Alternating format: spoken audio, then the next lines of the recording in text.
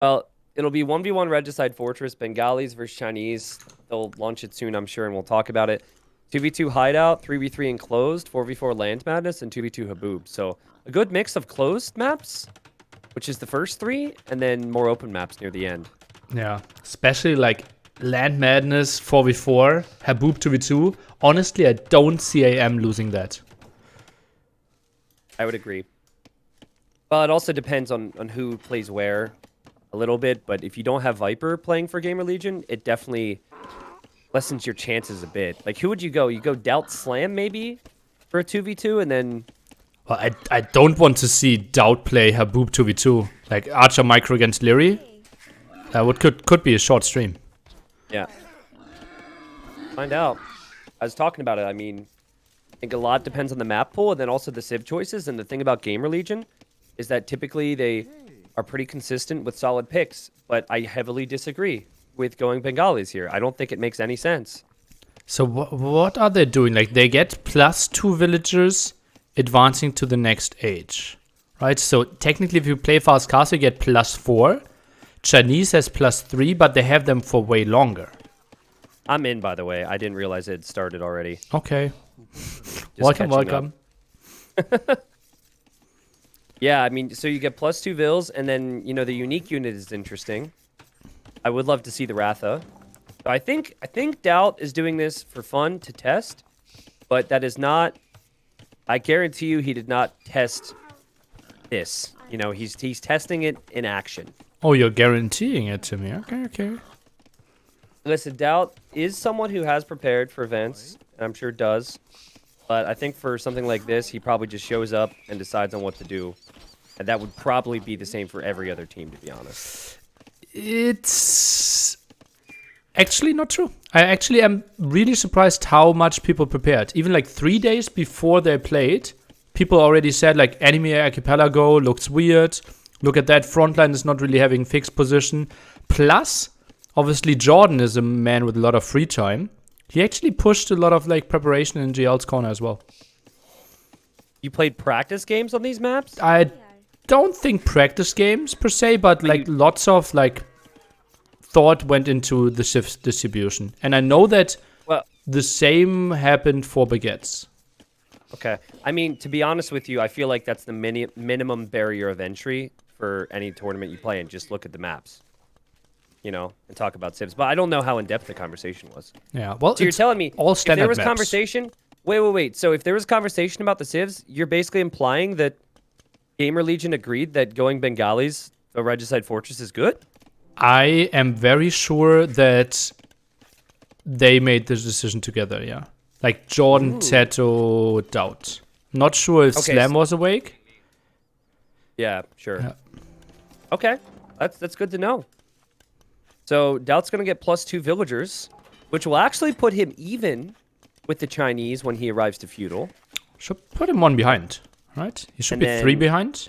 Oh yeah, he should be. Sorry, excuse me. And then he's gonna be. I just looked at the number and was deceived. And then he'll be 1 ahead, in theory. But then there's other factors like how fast the TC comes up for Hera. But 1v1 Regicide Fortress it has a lot to do with map control, and I'm looking at Doubt's base, and this Doubt's base is awful with those golds. All 3 to the front. Chinese are so good at punishing this, right? They can be up pretty early. 4 on gold also for Hera, so really indicating that he wants to go for Chukanus. Which I think we'll see more than we did in the team games. Yeah, 1v1, certainly. investing into those Chukanu a bit earlier is, I think, more important. Whereas in the team games, there's a lot of booming up to post-imp. There can be a lot of early imp pushes here with, you know, fast trebuchets and things like that. And Hera, he's got his build down. This is nothing too crazy. Should see this from everyone who plays Chinese and Doubt trying to break the meta a little bit. And he's gone for the Bengalis here. An untested civilization, at least. So I thought. Yeah. Well, I also don't think that he played like 3 Bengalis boom games against Chinese to really figure it out. I think it's a lot of like him figuring it out in his head, which I think would not have happened if like they were more preparation, if there was more prize money on the line, and of course, maybe if things were closer as well, right? Because Suomi still pretty far ahead and in a really good position. Yeah, that's where I'm at. Like, I think that Bengalis is something that they were probably like, yeah, let's try it. Because they have confidence that neither team is going to get a 5-0 here. And you said, you know, why not? And it's not like having Chinese available for the remaining games is necessarily bad. So we'll have to see. I could see Chinese on Land Madness being okay. Nice team bonus. Yeah, I could see maybe they go Chinese there. But still, like Ethiopians, Britons, Mayans should still be better as flanks. Just so aggressive. So will we see the Ratha? I'm trying to think of the cost here. I think it's 60 wood. 60 gold is what I remember, but could be off as well.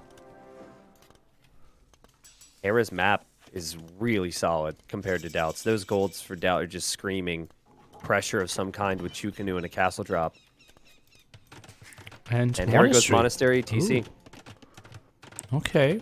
I would have thought he's a person to go double Town Center and only then the Monastery. Yeah, I'm a little surprised by that as well. But he might have a lot of confidence in this matchup and maybe feels like he can get away with it. Doubt goes for the TCs immediately, and now Doubt has a slight build lead. And both of them would. He's not building the town center. I would have expected a town center next to the woodline and the gold here. Would have had two reasonable spots to protect that area. But maybe also feared like Chukunu Mangnul push could be lethal. So didn't want to go for it. But I'm surprised by this. I think Doubt's going to have TC idle time. I could be wrong at judging this, but he went for the wood and the farm upgrade, and obviously there's going to be some payoff once he gets the farms rolling, but it doesn't look like he has the wood to add more farms right now, and he could struggle a little bit, like maybe 30 seconds to a minute of TC idle time. He can't get the farm number rolling. He just bought the last remaining 100 food. You go and try to buy some at the start, and then you can basically keep your TCs running. Ease your way through Then it. try to go to the 18 farms as quickly as possible, and then your eco should be saved. So he's going heavy wood food eco for sure. He's not making any unique units. He's not thinking about getting relics. And Hera is just now adding TC number 3. So eco and tech lead for Doubt. Obviously with the Chinese though, they're going to have those Chukunu. Hera's already making a few of those and he's going to probably move out across the map. And I'll be curious to know if he sees the main gold. If he sees the main gold, I think that could change your whole approach, right? Like, you've seen the main golds, and you know that Doubt's just on wood with his TCs. You might even go Siege Workshop, but he doesn't see it. Yeah, main gold spot still unscouted. Only sees the 2 at the front.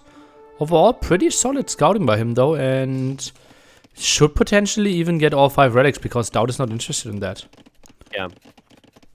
Also, do you feel the Chinese are better in the late game or the Bengalis? I don't know about Bengalis enough. I don't know about them. I also have not seen Rathas in numbers bigger than 10 to perform. I like Rathas for, I think someone like John Slow is going to absolutely love the Bengalis. If you go, 2 TC boom behind the unique unit for some map control into forward castle, faster imp, that's where the Rathas seem to shine. I don't know if the Rathas are really the strongest if we get to post-imp situations. It feels like a timing thing. And it is cool. I really like the concept of the unit, how you can switch between melee and ranged. That's really cool for me. Yeah. But again, it's like, from what I've seen, they still kind of get full countered by skirms, regardless of what they're classified as, and that could be a concern. Okay, Monks now going out. Doubt gets the idea. Okay, relics are disappearing. And actually a bit surprised that we only have 1 relic in so far for Hera. And Hera only 3 villagers behind. Yeah, 3 villagers behind, has the cheaper technologies. We don't know 100% with the Bengalis. We don't necessarily have everything memorized yet, but we know the Chinese can basically do anything. And not only can they do anything, their standard units, not only do they have the cheaper techs, not only did they start with the additional villagers, but they got the Chukunu. And the Chukunu are very, very strong off Regicide Fortress starts. Yeah, gives you some control, but I think if you switch those Rathas into the Knight form, they can easily clear up small numbers of Chukunus. And remember, Bengalis, they could play like a relatively fast imp at a 4th TC, and all of a sudden they reach imp and get 8 additional villagers. True, yep. Just what are you gonna make? I guess Elephant is the question. archers. What about Full elephant archers? Ooh. Do the Bengali elephant archers attack faster? I don't know. I will look that up. Can you check? Because all these bonuses conflict in my mind. Bengalis are the ones. Elephant units receive 25% less bonus damage. That's irrelevant. Ships Yeah, are that is irrelevant. irrelevant. Trade is irrelevant. Villagers take 10% less pop space, the imp upgrade. And the other one Ratha's an elephant unit attacks 20% faster. So Castle Age upgrade makes them attack 20% faster. I mean, I feel like Halberdier Ram would counter Elephant Archer alone, but Hera might play into Chukunu. And if he plays into Chukunu and Elephant Archers come out, I could see that being interesting for Doubt. Here he is, by the way. He should kill the monk. And wow, okay, that Ratha wanted to switch sides right away. Could have. I think the Ratha could have gone Knight form and tried to fight against the other Rathas. There was still Archer form. Scout goes down for Doubt. Hera looking good. I mean, Hera's going to have, what, 4 relics? And his economy is on par with Doubt. And both players looking up towards Imp. Doubt did add a 4th TC, by the way. That's pretty sick. So once you go into the big boom, now 2nd gold upgrade even. Pretty damn crazy. Doubt heavily had in eco upgrades then. He is right now, Wheelbarrow will be even pretty soon, but there's 1 farm upgrade ahead. Potentially 2 gold upgrades. The way Doubt booms is just so... I feel like the word unique actually describes it perfectly. I think he is a bit greedy and will add a 4th town center, sometimes a 5th where others won't. And he must be happy that his golds have not been really pressured or anything like that. And Hera, I mean, okay, we know that Doubt doesn't know 100% that these Rathas are going to dominate, but I bet you Hera is in the same boat. He's like, I think Chukunu should work here. So that's what he's continuing to make. It makes sense. He's had the castle. He invested into some upgrades. He's getting ballistics now. Both players on the way to the Imperial Age. Stable now. Could be for Bloodlines. Could be for Husbandry. Villagers out there. Feels like he builds the 2nd castle outside to protect his gold. Yeah, so I forget if the Bengalis get Bombard Cannon even. It's tricky. We're going to have to get there. But that could be a difference maker here. If you can get Bombard Cannon, and Chinese do not get Bombard Cannon, it's one of the things that they lack, could be an interesting little hold for Doubt. But you don't want to hold too long because you don't have the relics. Hera somehow got into Doubt's base with the scout, by the way. Ratha knew the way in, and he let the scout know. Gets a good idea, knows about 4 TCs, so he knows that Doubt's eco is going to be absolutely mad. Once he reaches Imp, as we mentioned earlier, plus 8 villagers there. So Doubt kind of can't even start like stopping his boom in like 2 minutes. Yeah. Well, he sees that there's no ballistics yet. He also sees that fletching just came in. So there is a world where he gets a little confused as to what Doubt's going to commit to. Because if I didn't see ballistics there, I'd think, maybe he's going to go for like the melee upgrades instead of the ranged upgrades. Doubt didn't finish the castle. Who? What? Doubt's for the castle at the front. it is a true unfinished Doubt castle. But yeah. Oh, Doubt. That's funny. Okay, so he's committing to the ranged Rathas. Now, I remember the Pierce armor on the unit's not that great, regardless of whether it's melee or range. But I'm really pumped. I know, like, competitively, this could be bad. There's a chance that it's bad for GamerLegion's chances or whatever for the whole series as Doubt loses Rathas, but I'm just happy to see it, you know? And Doubt was is one of my go-to guys anytime there's new civilization. He's quick to make jokes about how I always try and steal his games for YouTube and all that. Because he's really good at testing this stuff, so let's go. Let's see what happens. Well, it's going to be interesting for sure. Goes for Bracer. He needs to go for quite some upgrades, and look at that. This is a tech tree pause. Guaranteed. Tech tree pause. Now, is it a tech tree pause for Doubt or Hera? I would say Hera. It's by Hera for Doubt Civilization. Yeah, for sure. He's checking Bombard Cannon. He's checking SO. He's checking, like, what can Rathas actually do? Yep. And it makes sense. It definitely is less alarming than pausing to check the tech tree with, what was it, Turks? Yeah, Turks. That he picked himself. Yeah, he picked a Civ. I was in a tournament final and paused to check the tech tree. Yeah. So that was plus 8 Vils, right? Plus 8 Vils when Doubt made it to Imp. Getting Ballistics, we'll get Chemistry. And yep, there's the Sorry Go from Hera. He was definitely checking the tech tree. I feel like I would have checked it earlier. Like, I would have checked it like 10 minutes ago, but he's already decided he wanted to go for Tukunu anyways. Ooh, and so now he's thinking maybe he needs camels or something because he's going for the stables. Yeah, interesting switch. And Doubt, he could go for Halberdiers in front of that. Could be the right answer, and no more Tukunu in production. Is it Gurjaras that don't even get pikemen? One of the new civs don't get pikemen. I think one of the civs doesn't even get... Yeah, it doesn't even get pikemen, yeah. Not even Halberdiers, yeah. It's Gurjaras. Gurjaras might make sense, yeah. Yeah, I think so. I just don't have faith in these Rathas. Stat-wise, it's just not as exciting as the Chukunu. Actually, the HP is maybe something that I'm not thinking of here. You think of the HP of a Camel Archer, a Mangadai, all those strong units. It is not 125, I can tell you that much. And that's not even the elite form. Yeah. And I mean, the cost is way less than a War Wagon. War Wagons, of course, have tons of tankiness to them. But the Rathas are more mobile. The Rathas are cheaper.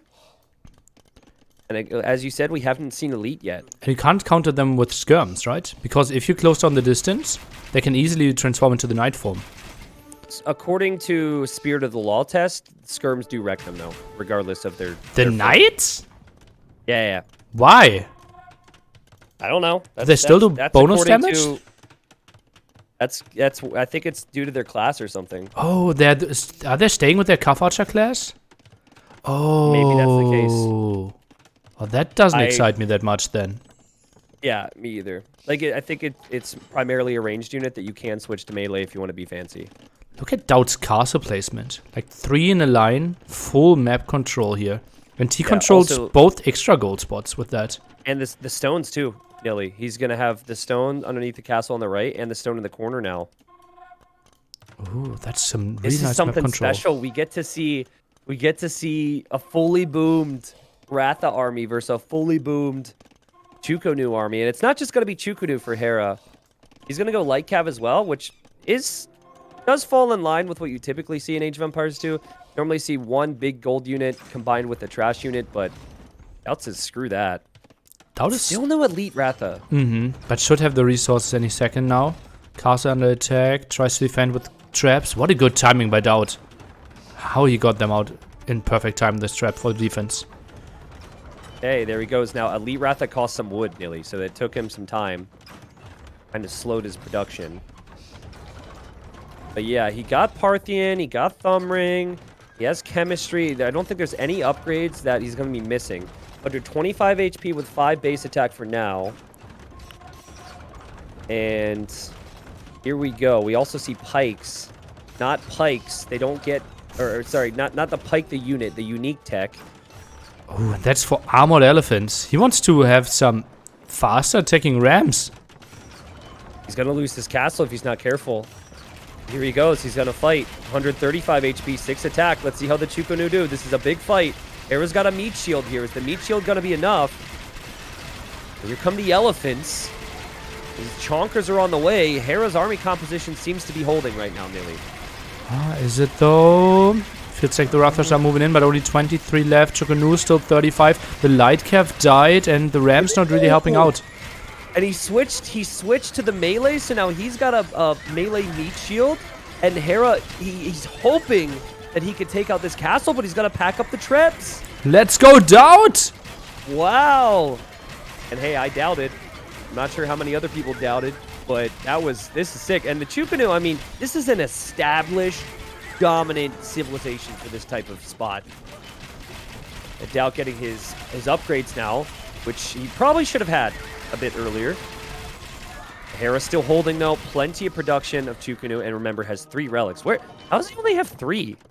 Yeah, that's what we questioned ourselves for quite some time. Maybe the map only spawned with 4? Maybe, yeah. Hera selling stone?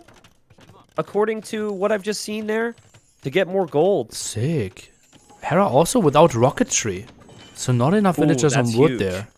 Yeah, and also not having all the armor upgrades. So you were hyping it up as like fully upgraded armies. Hera's still lacking 3 upgrades. And like 3 big upgrades too. Mm-hmm.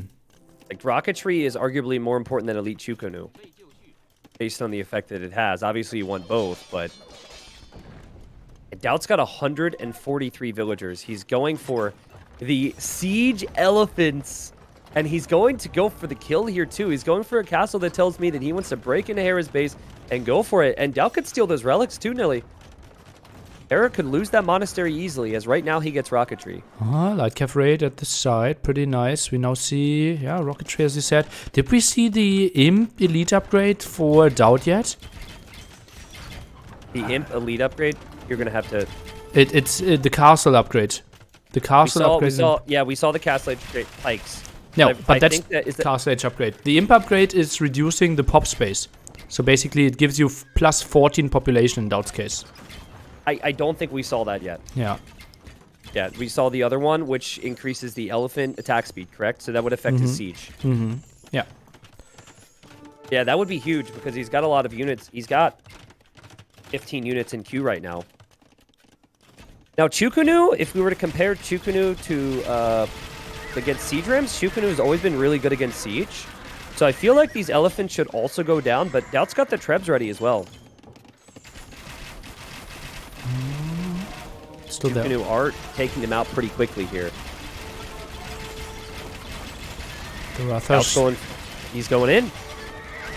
He's going in. Is this going to work? No light cav in front. Chukunu number's only at 30. Ratha number around 50. Doubt is making it happen. These things are actually insane. These things are actually insane. Oh my god. And now if Hera starts to lose his castles, I mean, the Chukunu's already not working, right? And look at Doubt. He switches these Rathas to melee so he can charge in to take out the trebs. He will lose the castle, unfortunately, but what a position he's taken here. He's killing all the Chukunus. Chukunu's numbers down to 20, only 2 castles left. Light cav is the only unit that he's really going for right now. Oh god, I regret everything I said the first 10 minutes of this cast. Doubt is making this look so good. You know, it's a new civilization. Doubt, he trusted it. And how did we not trust him? I know some people did. I was unconvinced, Nilly, but this unit's actually bonkers. 7 pierce armor after getting all the upgrades. Simply pretty crazy against Chukunu here. And all the HP, just so much better than your average Cav Archer. And Doubt in full control, also with pikes, allowing him to attack 20% faster. The damage output is just unreal. Wow. And the GG is called. Hera taps out. Doubt makes it happen. Now, this game was incredible. We should mention that for how this whole series works, both teams are aiming for a 4-1 or a 5-0, and they can't reuse civilizations. So when we looked at Bengalis, we were like, well, this is a risk. Because if you lose here and you didn't pick Chinese, you could have you could really regret it. And Doubt has made it look good. And now I'm thinking, what on earth should Hera have done to stop that? Skirms. It's probably what we said, right? CA, yep. They are Cav Archer class, so Skirm's doing quite some extra bonus damage there. Maybe squeezed 10 in. Could have helped more than the light Cav that he added. Yeah, I think I would have liked to see Skirms. The light Cav move felt like a Hera decision because he likes to do that, but it didn't feel helpful for the situation. I would have loved to even see something like Siege Rams, some type of meat shield. I haven't seen Rathas against the Siege. I imagine they probably tickle the Siege, similar to what a lot of Archer units do if they don't have a bonus against the Siege. But man, Doubt utilized his bonuses, getting the +2 villagers when arriving to each age. Had a nice little boom going. He even gave up the relics, Nilly. Ends the game with 10,000 army value, and he had a 2-1 KD, which obviously would have gotten even greater if Hera didn't tap out there.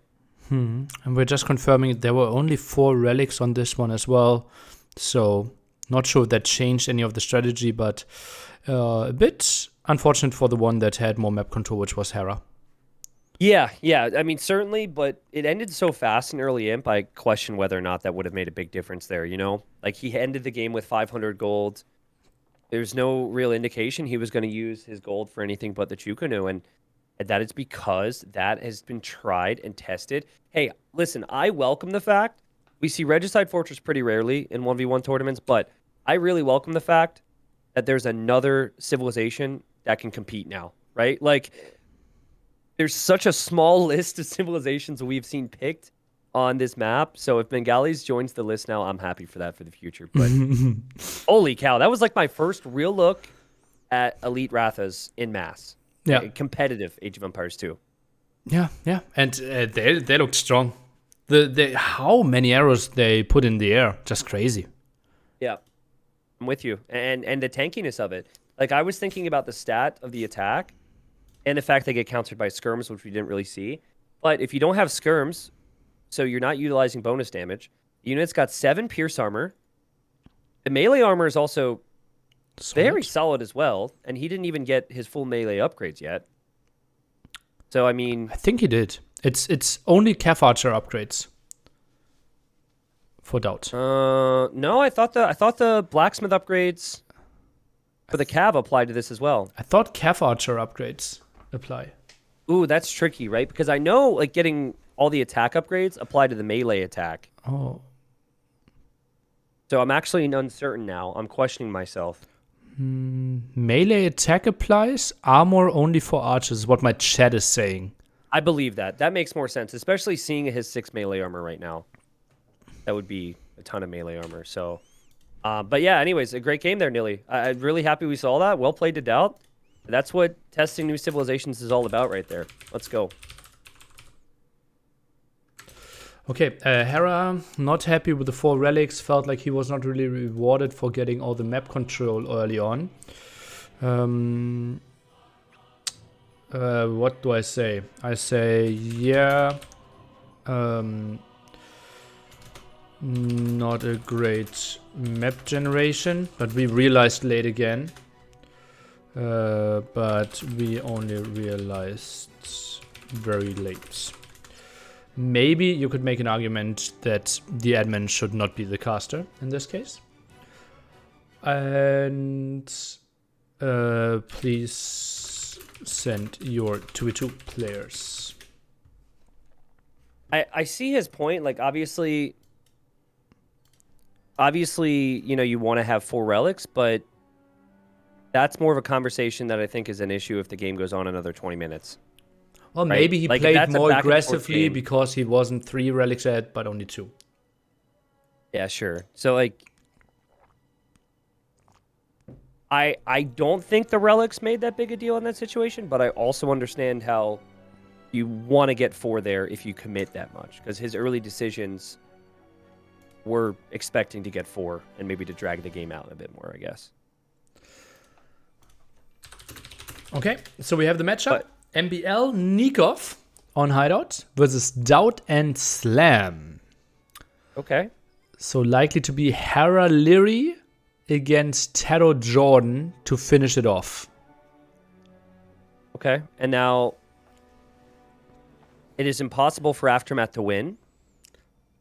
What? Right? It is impossible for them to win the win alone, not the series, but win the whole tournament now. They can still split first prize with Suomi. Both can get if they first. were to win the next 4, correct? Yeah. Yeah, and then if GamerLegion wins the next 4, if they go for a full sweep, they are the victors. Correct. This the only victors, right? If they only win 4 games, they split first with Suomi. Yep. All right, and I'm sorry, you said the map was what? I got sidetracked. Hideout? Hideout. Yep, I see it. Cool. MBL Nikov versus Doubt Slam. Doubt Slam. Ooh, okay. I would laugh if we saw one of the Aftermath guys go for Bengalis now after seeing that. I don't think they will like, change their plan. Okay, I'm just saying, like, Hideout is fairly close to Regicide Fortress in some ways. So you could try it, but... Yeah, what do you think their plan will be? Maybe you could consider going for... If you want to play unique units, you could go for something like Burgundians, Spanish. I really like Burgundians, actually, because the other maps are Enclosed, Land Madness, and Haboob, which I don't think will work for Burgundians. I will let you theory craft alone. I know the GL strategy on this one. Oh, know the GL strategy on this one. Ooh, okay. Know the GL strategy. What would Neely know and not want to tell me? Or at least, like, I have a at least the strategy that I wanted to go for at one point, or the Civ pick, right? Yeah, sure. Well, I mean, I still really like the idea of picking Britons on this map, but then you always have to think that Britons could be good on all the future maps. Like, Enclosed would be lovely to have Britons there. Land Madness, lovely to have Britons there. Haboob, maybe I won't use the word lovely. I'll say it'd be great to have Britons there. It's not as effective, perhaps, because the map is a bit more open. Mm-hmm. So, I don't know. But I guess we'll find out shortly. Very hard for me to guess when. It's probably fun for you actually to listen to me guess. It's always fun, even if I don't know the strategy. I'm just sitting there writing stuff down, trying to learn how the great minds work, how the civilizations could be distributed. I would pay for this. And just think about this for our audiences. They get this content for free. Sick. It's crazy. We would pay how much, Nilly? How much would you pay to listen to us theory craft about Age of Empires? Just name a number if you had to. I'd probably throw in my Facebook Prime every month towards you. Okay. I was gonna say, like, I don't know, let's say $25 per stream, Nilly. That's how. If you get a $25 donation, I would sub using $5 and give you $25. Ooh, well, that offer's gone now. Oh no! So you can't do that. That was really well played though. But try to set you up. But what you can do is you can sub the Nilly for free with Prime. Tell me you got one there. Nope. Nope. Oh, you have like a sad sound effect button that you can press. Nope. Oh, that's even more sad. Oh man. Well, okay. We were talking about theory crafting and then we just completely forgot. I don't see any of these teams going for Spanish here. God 1, God 2. There you go. God 3. There you go. God gifts up. God 4. Tristan, did you send them over? No, I just said words, man. Nice. I mean, magical there are people words. who are, bounce back and forth, but God 1. someone just there's clearly someone who's not watching your end because someone said, "Is Nilly casting from a hot tub?" No, I don't think Nilly is part of that group. Actually, I had a sub goal once, and we were only like 200 subs shy from getting it. For a hot tub stream? Yeah. I think I started the stream with like 900 subs, and I said at 1.4k, I would do a hot tub stream. And I think we ended at 1.2k. And it was like, one of my biggest supporters, Street, just went 100 gifted sub in instant. Like, he wanted to really see it. Then 50 came later, but then the crazy ones weren't there afterwards. Imagine if you got like 500 gifted subs from one person to get the hot tub stream, and then like a year later, you're at an Age of Empires 2 meetup, and people are coming up to you to introduce themselves, and then that person's like, "Hi," and they shake your hand and they look at you. Nice. And you're like, Nice. You really wanted to see me in a hot tub, so what's going on here? Anyways, I've seen the civs. We have Poles, Spanish. I love the stack. I was wrong about them not picking Spanish. And then we have Koreans, Burgundians for MBL Nikov. Interesting, Civ, right? Mm-hmm. The Burgundians doesn't surprise me at all. Mm-hmm. Because, well, we had the conversation yesterday, but Nikov believes that Burgundians are busted. And I agree that in closed maps, if they get that boom going, it's really hard to stop. Particularly in 2v2s, they feel strong. I like Poles, but my biggest concern with Poles, Nilly, is actually just the fact that you need to have a lot of space for the Polish farms to really have effect. And I feel like Hideout doesn't really provide that space. Especially if you get aggression in your face, right? Korean Tower Rush or Burgundians, if they go for their Costier push, then you're in a really bad spot. Plus, we've also seen them, like in... Wasn't it the Max? No, it wasn't the Max, but someone... It was Vivi against Max you're thinking of. Yeah. And the Max actually had a front mill, right? And could have easily been punished there. Yeah, I agree. But we'll be in here. I am curious to see the matchups on each side. My capture age is being weird. And yeah, we're good. All right. So we have Koreans versus Spanish. I actually think this is better than Koreans versus Poles for GamerLegion.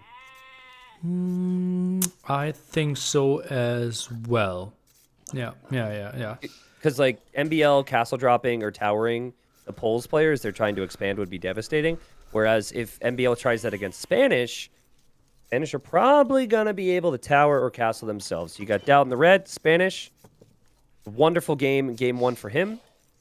Slam comes in playing as the Poles, and then you've got Nikov playing as the Burgundians, and then MBL Koreans. Oh, Tristan. Actually, we were really disappointed yesterday when we had, wasn't it like arena 2v2 and we had 2 Teutons and you didn't go crazy true. once. Like my chat never went that crazy ever over Teutons simply because you were there and you weren't that excited. Sorry, I was trying to be professional, but now I'm like, it's 2 days in a row casting with you, and I'm too comfortable now, so I get to be my true self. Okay, nice. Dangerous place. Took us in 2 right now. days after probably our 100th cast together. Yeah. That'd be an interesting stat, how many casts we've done together. I know how long it's been since our first cast. Wait a second. Do you remember our first cast? Because I'm not sure now. I remember some early ones. Could have been Woobly official. By the way, I changed colors to make Doubt green and MBL red. Oh. Have it less confusing in the sense like blue, green together, red, yellow. Oh, that's actually much better. Okay. So Doubt green, MBL red for me. Yeah, I made the switch as well. Okay. Our first Woobly cast official would make sense. I would assume Woobly official, right? Although I don't remember a cast there. How much did you cast on Woobly official? I mean, it wasn't as long as a lot of the others, because I remember I was trying to... It was a very official situation back then. And so I remember I was trying to make my way into the lineup. Mm-hmm. And I was getting a lot of, like, solo opportunities, but not a lot of, like, casting with other opportunities. Oh, yeah. Like, the earliest cast that I can honestly think of right now was... Yo versus Viper no wall mod, and they had that epic Gold Rush game, if you remember. Yeah. But I don't know if that was our. I feel like we knew each other. We knew each other before. At that I point. think this was not our first cast together. I'm pretty Yeah, sure. but that's like the earliest memorable cast. Mm-hmm. Yeah. I think so as well. Obviously, the games really carried at that time as well. Yeah, sure. Yeah. The it's hard for me to listen to the casting again, to be honest. Yeah. Oh god, I can't. Like, I mean, I think back then I was still speaking into the wrong end of my microphone. Just the audio quality is so much worse for both of us. I think you had significantly better game knowledge than I did back then, and you listen to yourself after you improved after a few years, and you're just like, what was I doing? What do you mean you talked into the wrong end of your microphone? Oh, you never heard that story? I think you have the same story, but go ahead first. Yeah, so basically, I was streaming for a bit. I think at that point I would have been streaming for 1.5 years or 2 years. And I didn't use Facecam, like really at all. And maybe it wasn't 2 years, maybe 1.5 years. But anyways, I used Facecam. And I remember it was Salad-esque, who I'm sure you remember. He's actually the one who made my early overlays and also the T90 official logo. So a lot started with Salad. And he goes, I'm pretty sure you're speaking into the wrong end of your microphones. This is during a stream. And I was like, what? What are you talking about? That doesn't make any sense. And he's like, yeah, you're supposed to have like the volume on the side that's facing you, not away from you. And I flipped around my microphone and I sounded significantly different. Mm-hmm. And the quality was better. And it took like 2 years for that to happen. Sick. For me, it was half a year, and I felt so incredibly dumb. Oh man, I actually bought a 300 euro microphone, and it got so much worse. And like, especially because I played so much and had a like mechanical keyboard, people constantly heard only the keyboard instead of me talking. Yep. Growing pains, I guess. Slam's gonna go forward here, and Slam is gonna try and be aggressive. Slam's gonna go man-at-arm tower, which is a strategy which I think is pretty good with the Poles. We'll see if Nikov has a way to counter that. Nikov's been sitting back at home with few Legico upgrades in the Dark Age because he's Burgundians. then Nikov will not be able to have that seamless fast castle he wants. This could be a good start here for Slam, I think. I like this a lot better than sitting back. Ooh, and Dowd goes aggressively as well, with 5 villagers even. That's pretty old school. 1 on stone, 2 on gold. Economy can't be great behind this. I think this is going to be much worse for Doubt because MBL is already going to stone. By the time Doubt arrives, MBL is going to be able to just drop defensive towers. And did MBL scout this, and is he planning on defensive towers? Because he's gone up super fast here. This is really weird, right? Well, this is like pure tower defense. This is like the ideal strategy against what Dowd is doing. Must have seen something. I think he definitely saw the villagers a second ago. And Doubt is using his scout to try and find MBL's scout. And MBL's going to take the fight. This will be really close because MBL was a little late to Feudal Age. Still could be won by either player here. I think Doubt wins with 1 HP. Ooh. Okay, 6 HP. So even 2 hits away. And hey, meanwhile, on the other side, like this is not going well for Nikov, though. He hasn't lost villagers yet, but he's not in Feudal Age yet. So he was able to creatively wall behind this, and he is on stone.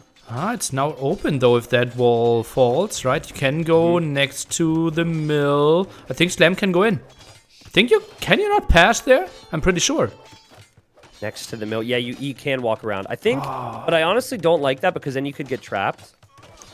I know he's got army, but I really like the tower idea. Just get the tower up as fast as possible on the berries.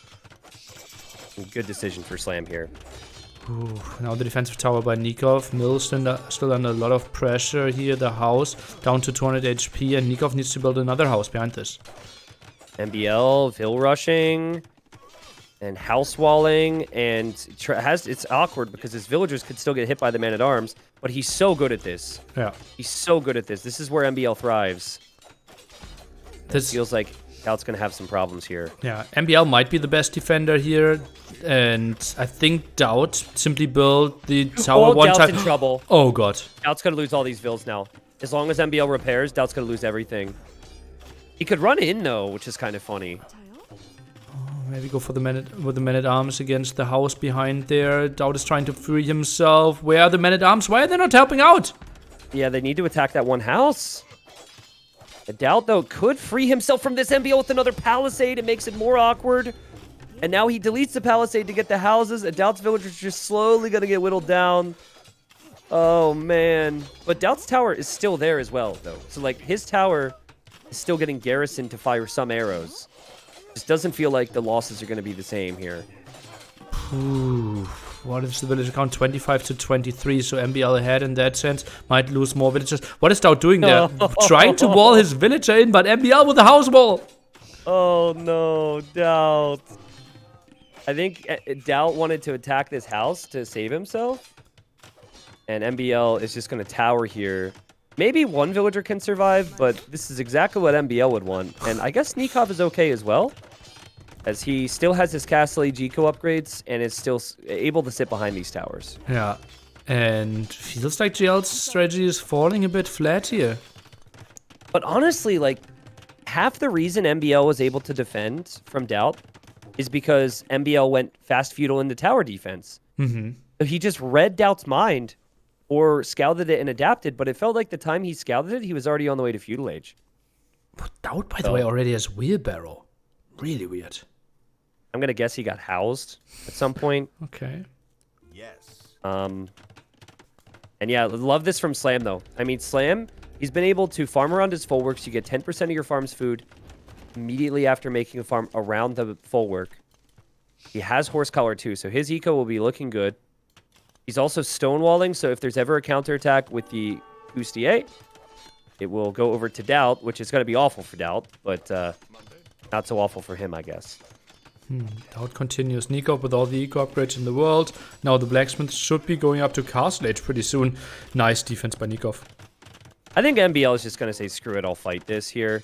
Because it's 2 weak vills, and even if he loses a vill, the man-at-arms are not going to be too hard to deal with 6 villagers. And yeah, he sees this. He's so much better at these small micro-engagements than Doubt is. Yeah. It hurts to say agree with it, but it's just like MBL is so good with this. Doubt tries to make something happen. Now good timing, but still, he won't find any kills. Oh, Dowd actually walls in both builds, tries to repair, but takes so much time that those two builds could be walled in. Yeah, I was gonna say, Doubt, you know what happened before, right? Oh god. Oh no, Doubt. What are you doing, man? Oh, it's like when a strategy doesn't work for him, he just refuses to ever switch out of it. Oh, at least the gate. Oh no. Oh no. Jeez. The Dowd has to feel so owned by MBL here. Wait, it's Slam is now slinging Doubt? Oh yeah. Slam just sent Doubt 57 food. He's slinging Doubt. Can Dowd maybe? He is 3 on stone, now going for the blacksmith. Maybe this is a Kong follow-up. Yeah, I think 200 stone. Slam's thinking I'll stonewall Nikov out, and I'll just get you back into the game with a sling, and then hope that you can go full conquistadors and kill MBL and hold against Nikov, I guess. And Nikov is going Costier. So I think 1 Peter, Costier, and Slam could be in big problems because 1 Peter is enough against Fuel Age Stonewalls. Also, actually, I think Doubt might actually go Knights. Because he's going for a stable. No, that's his first stable. Never mind. I don't think Doubt knows what he wants to do. But a couple things just happened there. First off, MBL had to make a bunch of houses. So he's never going to be housed, which is one of his weaknesses. So that is actually bad for Doubt. Then he lost the villagers. But also, like, do you really want to sling resources to the guy who's already lost so much? Well, no. Nikov's making his castle. And that castle will eventually go up. Slam's got to get out of there. Slam also can't send resources to Doubt when Doubt arrives to Castle Age, right? Nikov didn't kill a single thing this game yet. Resources destroyed, 0. Huh, that's fascinating. Resources destroyed by MBL, 1200. Yeah, Man-at-Arms. Slam still has Man-at-Arms. Nikov's just been walling it out. And yeah, Doubt's going to go for a forward castle here. There's a chance, if he places this close enough and MBL reacts fast enough, I know he's Spanish, but there's a chance that it could be denied. So I think Doubt should be a little cautious with where he places this thing. Slam scout around. Last sling possibility. 3, 2, 1. Doubt is not No allowed more to. slinging allowed. Yeah. Doubt's got enough to make a few conquistadors, though. But MBL will have enough to just make a defensive castle when he gets to Castle Age. So I think for MBL, if you see this, which he should, you should stone wall and just have some fortifications up so you can delay it, and then you'll be completely fine. Not the craziest castle by Doubt as well. Should deal with that stone though. The question is like, do you try to force Imp now? Or do you have to go for Mass Kongs? You have to go for Mass Conks. His eco's disgusting. I don't see him ever going Imp here. Ah, okay. And the thing is, if he ever tries to go fast Imp, I think MBL would just ram it down. Like go ram Wagon or something, right? Ah, okay. Maybe not. MBL actually has a better chance of going Imp, though. He's got 20 on food, whereas Doubt's got 7 on food. MBL's Maybe resources, MBL will do that. 500 food, 200 gold. Not super unlikely, actually. Sends more on gold. Yeah, Ooh. I could definitely see him just dropping a castle and going Imp to pressure that. Also, Villager was converted by Nikov on the other side of Slam's walls. So Nikov got a Villager through, but I'm not sure if that's going to amount to much. Okay. There's the castle for MBL. I love the castle positions from MBL here. He knows that if he were to place it where he's now placed more houses, that the gold would still be vulnerable. And Nikov comes over to help. He's going to use the Kustier to kill the Men-at-Arms. So, yeah, MBL can't be touched right now. I think Doubt's only other decision here would be to boom. But it feels really bad to boom when he's lost 7 or 8 villagers this game. Maybe it wasn't 7. Maybe it was 5. I gotta look. How did MBL just gain 300 food? Did he just cancel something? I'm gonna assume he canceled something. This looks so weird because I was looking at the food count for MBL and just skyrocketed. Yeah, he had 300. Yeah. He did have 6 vills in queue before, and he's only got 1 or 2 now, so maybe that was it. Okay, he had to cancel something, yeah. And Nikov, 3 town centers, 54 villagers. Slam is going to arrive to Castle Age. Does have a really good economy. Slam almost looks like he has imp resources, but it's not a position where Imperial Age does much for him. But he could sling it to Doubt, He could actually. sling it to Doubt again, yeah. Yeah, when they're in the same age, you can do it. And resources. I think that's what he does. Buying. He just bought wood to add TCs. Never mind. Okay. Triple TC play. Again, I don't mind that normally, but when Nikov has better eco upgrades and Nikov's already at 60 villagers, it doesn't feel that great. Converted villager goes down. Yep. The Doubt's got a lot of conks. MBL's massing wagons right now. It still feels like Doubt or MBL thinking about the Imperial Age. Doubt's still on 1 TC, and yes, Slam is now sending his excess resources over to Doubt so he can go Imperial. Oh, so triple TC, and then the sling. Okay.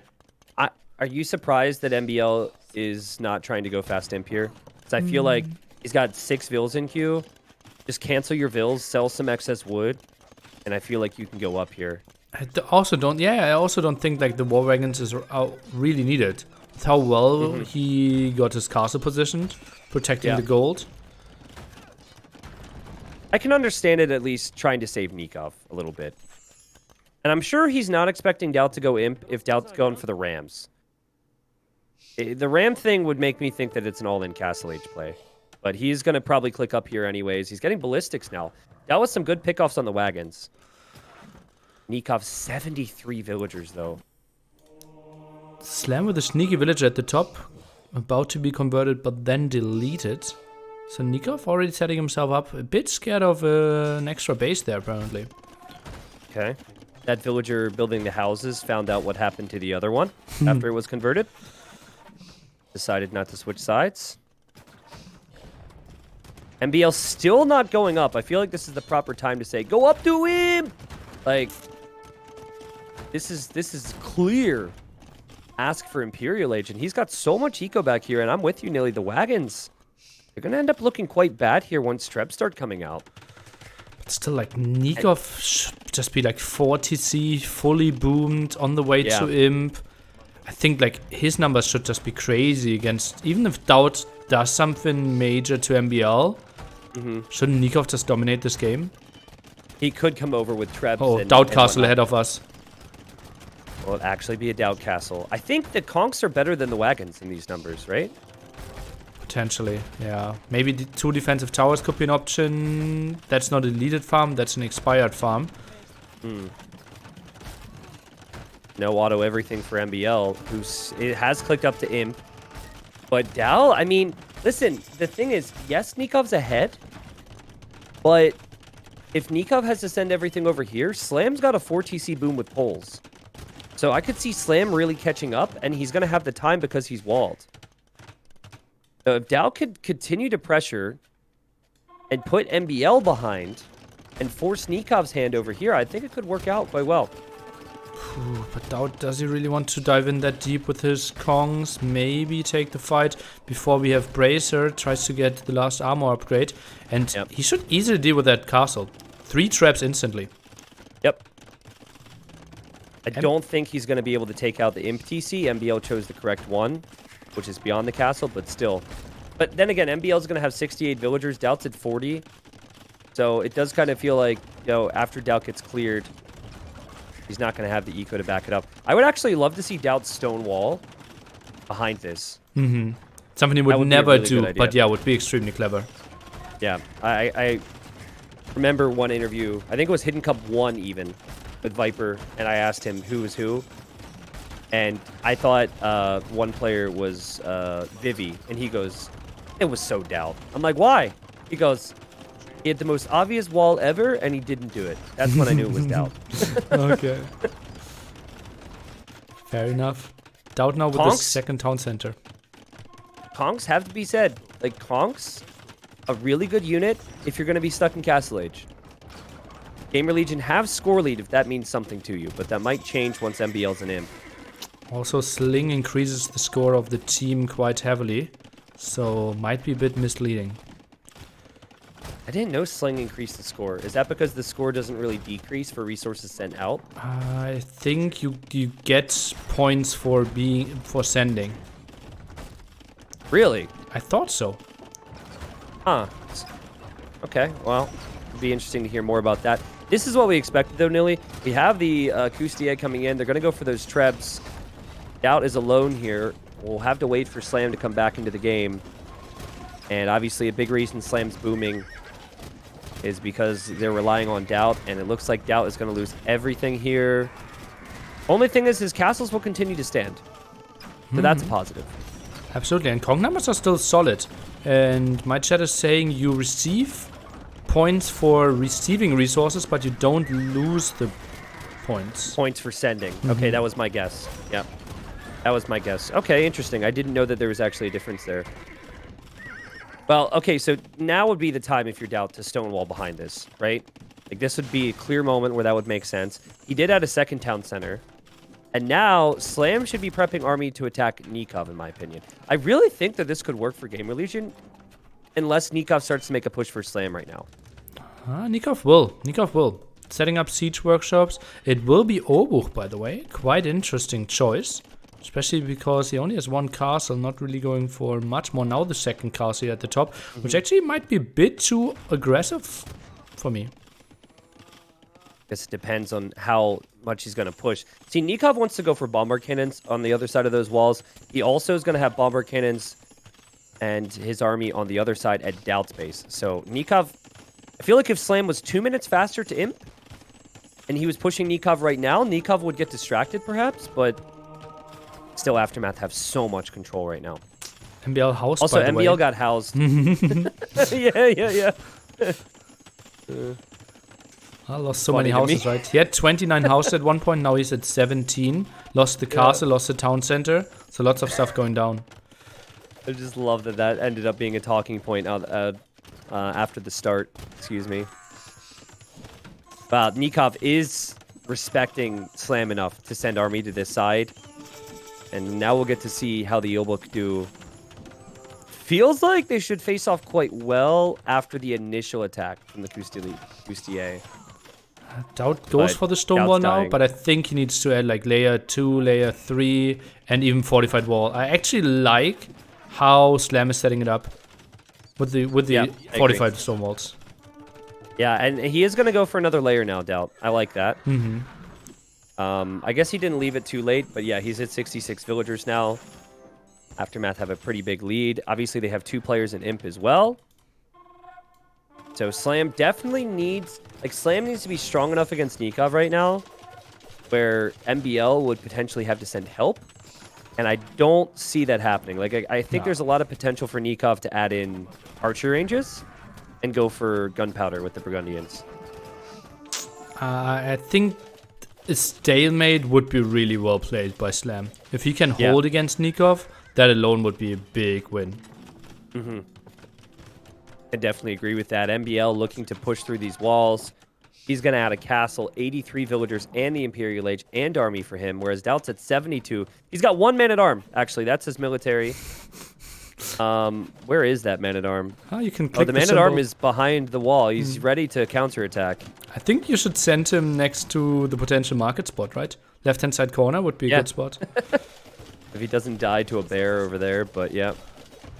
Here we go. Elite Obuch. Fight is coming. Okay, this should be a fun fight to watch. Slam's castle won't contribute much. He doesn't have fletching yet. Wait, Slam opening the walls. Yeah. Does he really think this is his fight? I don't like that at all, Nilly. And here we see the engagement, and we'll see. I mean, these things are supposed to strip away armor, but is armor the important thing to Nikov's unit? I don't think so. I think it's the initial attack. The initial attack seems to be doing enough, plus the double cast of fire, plus the bomber cannons on the castle. And this is a fight that Slam needs to be winning here to have any chance. I mean, he could be destroying this fight right now, and they still could be dead because Doubt on the other side is dead. Full fortified wall for Doubt, full fat slob strats, but yeah, I think Slam's going to crumble to this. I think we needed to see Slam wait a bit longer here. That was way too early of an engagement. Do you think he took the fight because he knew how important that castle was? Mm-hmm. Yeah, maybe. I feel like, you know, you reach this point sometimes where you know you can't lose a position. And this feels like a pretty big position for Nikov now. So I think that was probably part of it. And plus, that's an untested engagement. I have not seen these two elite unique units face off against each other that frequently. So he maybe felt like it would be a bit stronger there. I think especially with all the Black Forest games that we have been seeing over the last 2 months, I think maybe Slam came into the spot to test this one. Maybe. I mean, I'm not the biggest Black Forest pro. I did watch a bit of it, though. It feels like Poles would normally go for the Cavalier spam. But I'm sure a lot of Obok were made. So maybe it just comes back to he felt he had to. But my goodness, Nikov's got 6 castles? 1, 2, 3, 4, 5, 6 castles? Plus he's adding trade. MBL's still trying to break through. I feel like it would have been worth it for him to go Onager and just cut the wood line. Yeah, absolutely. I think that makes so much more sense. Yeah, but would you have expected walls like these by Doubt? I wouldn't have. Well, when Doubt commits, he commits. We saw it with his villagers. I mean, the second I would see the walls, I would click Onager, but MBL might not have the resources for it. And look at MBL. MBL's going to walk across the map and drop keeps right where this fight's going on against Slam.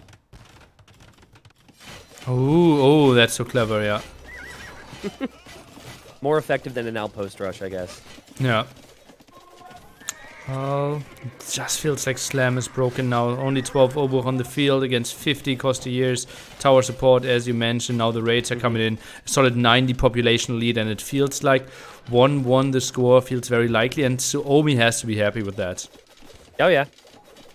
I think one of the most underrated unique techs in the game just came in for Nikov, Burgundian Vineyards. The guy has 63 farmers that's now going to contribute with some gold as well. Huge tech. Everyone talks about the revolution, but vineyards, man. Indians are no joke. I think... How long have they been out? Burgundian Sicilians? Over a year now? Or has that just been around a year? More than a year, surely. Okay. Like, Well, we Nikov's had also new ones bringing after that. It wasn't Poles, Bohemians after that even? Yeah, so maybe a year and a half then.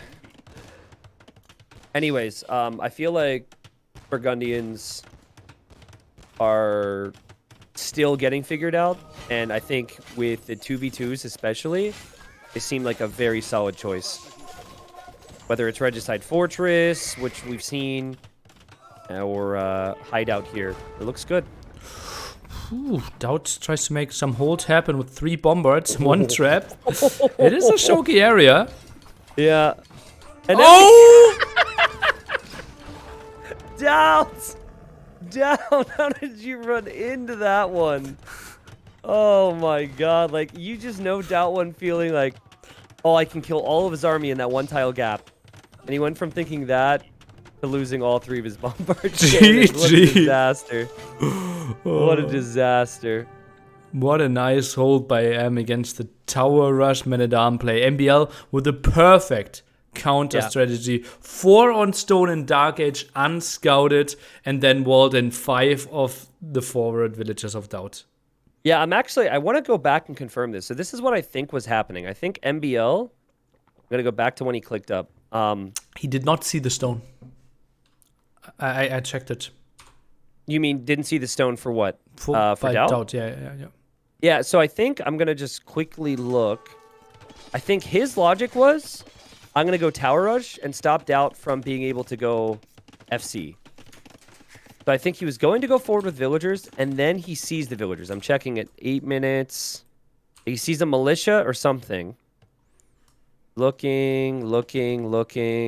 Maybe going to send the vills. He's got him on straggler trees. Looking, sees the militia. Okay, so the second he saw the militia at 8:30, he's still 90 seconds from feudal. He just goes to stone and plays defensive. Sick. Yeah. I think he was going to go forward and tower him, but after seeing the militia, he knew exactly what was coming. Like, instantly. It was so good. Whew. This is nice awareness, yeah. So 1 militia, and from there on, perfect reaction after perfect reaction. Yeah, and if he runs out there, obviously he's dead. So the defensive play was obvious after the scouting there.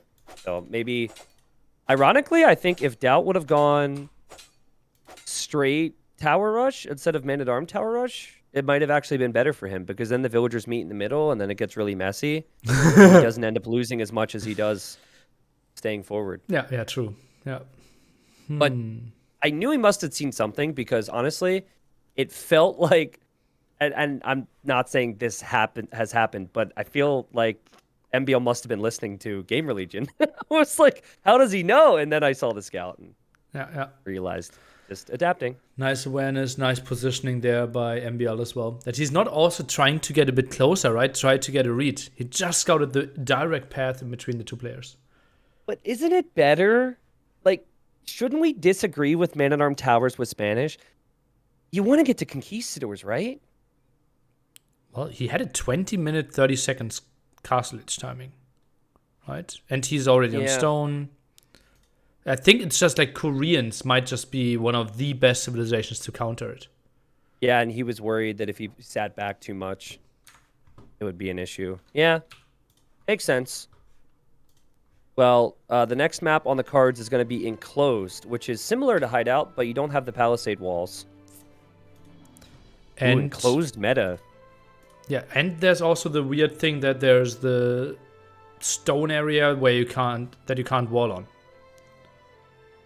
Yeah, very true.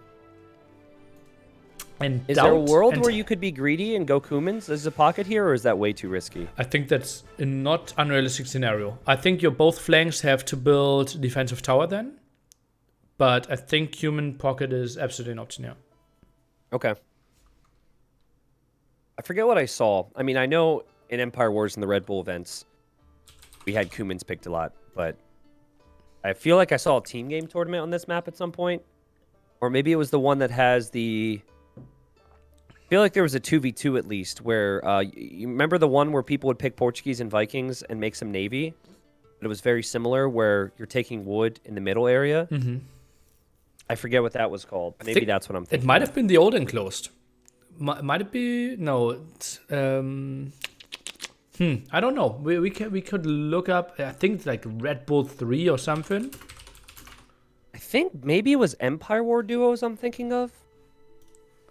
Let me see. I think it was a Red Bull 3 map. Pretty sure. Rockslide. Okay. Yeah, Rockslide. That also was in Empire Wars Duos too. I will send you in a bunch of different events. Yeah, like this map is what you wanted to look for, right?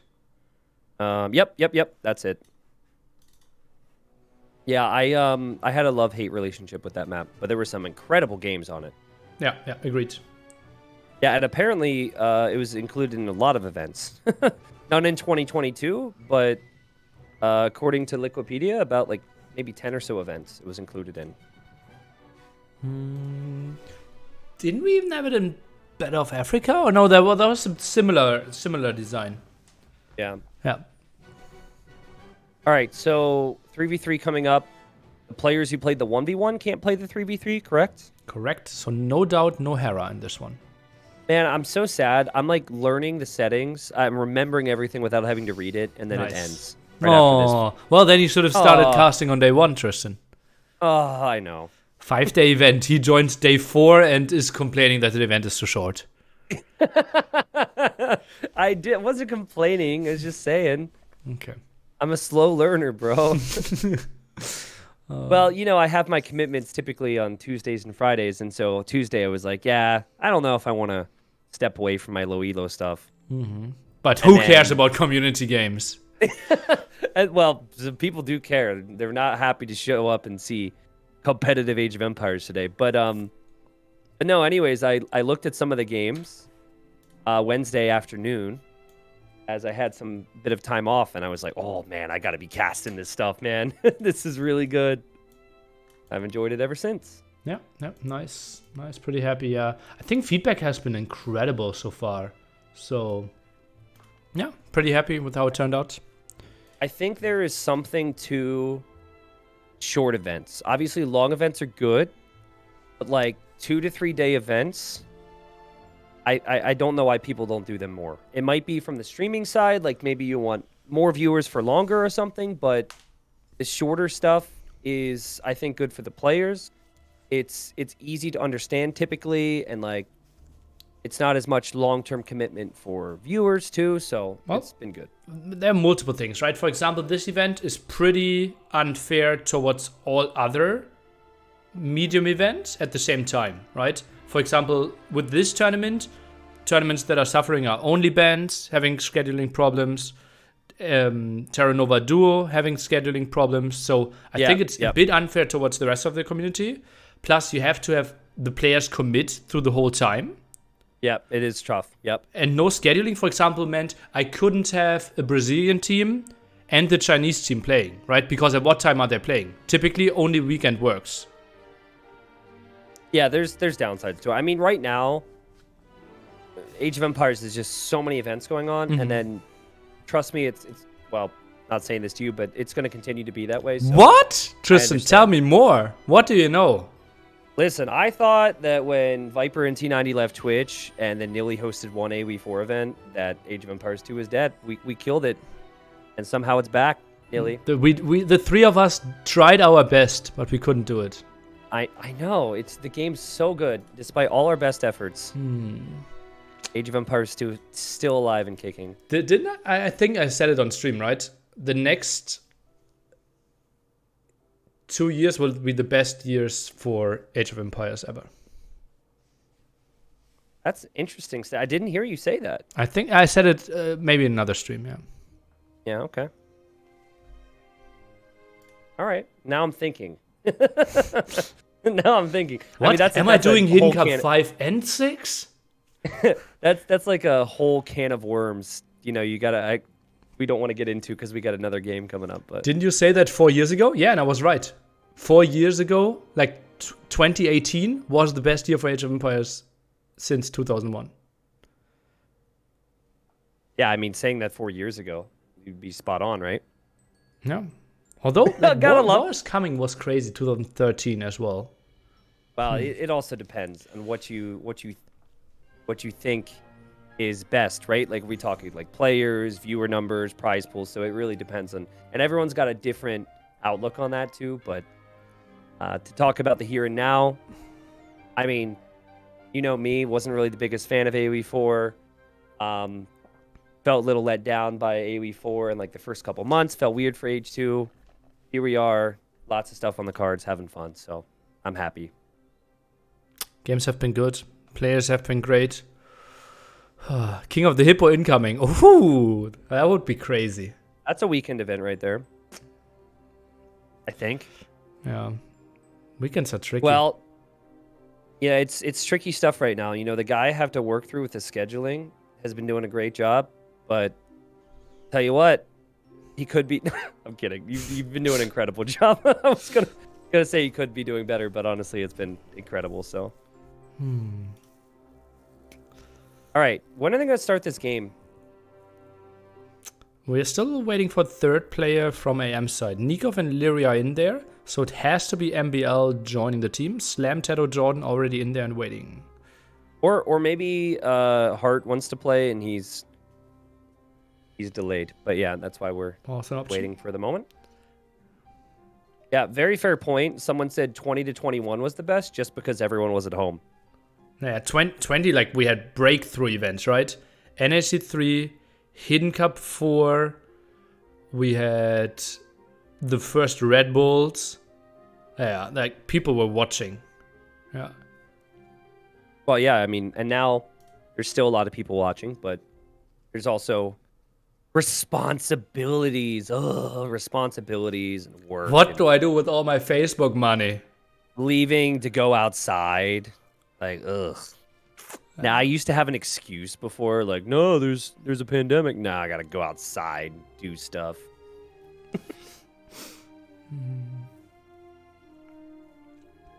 When will there be another Ed Bull? I've never heard of Ed Bull. Sounds like a nice guy. But Red Bull? I don't know. There's been some rumors. Let's put it that way. Their public Discord had like an image change recently, so I don't know. But I'm not convinced. It says TBA on it, and I know a lot of people think that's to be announced. I feel like that stands for something else. It's a bait. I think so as well. It's gonna be like tiny. I give up I'm just waiting for information. patiently. Patiently.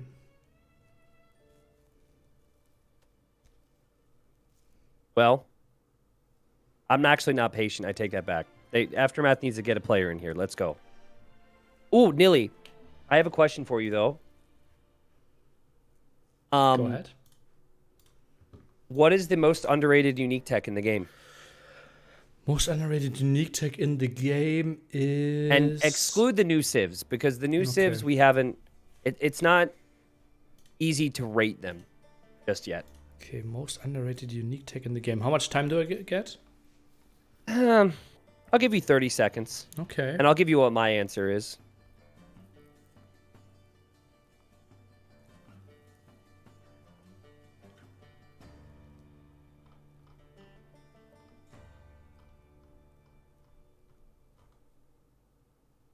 You're really thinking. I'm going through everything.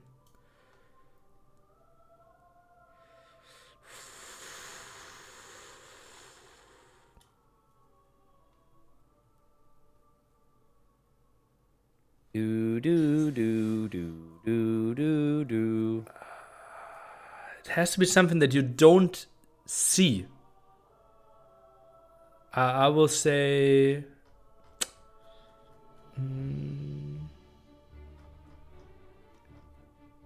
Burgundian vineyards. That would have been my answer too. Good choice. We just saw it, so it was like bad timing. I wanted to ask you that in Dark Age. Or, sorry, we were discussing things in Feudal, and then the Tower Rush happened, and it ruined my my timing there. But yeah, I truthfully think that that is the most underrated unique tech in the game right now. Yeah, not unlikely. It's like, we had crazy games in the past, right? I cast a deathmatch game once where Jitba went to 32,000 gold. But that was the old vineyards. Yeah. I think the reason for that is because there's, like, for anything that's underrated, you always have things on that, with that civilization, that distract from it. Mm-hmm. And their unique unit, how good their normal economy is, and then the Flemish Revolution, I think, are big distractions from how strong it is. Mm-hmm. Okay, I have another question. Ooh, I'm really enjoying this. I think I will invite you more often. Okay, go ahead. Which civ's structure, in terms of like its game flow, right? Do you know what I mean when I say flow? Yeah, game It's flow. in like all the bonuses flowing together. Which civilization's structure is the worst in the game? Ooh, I like that one.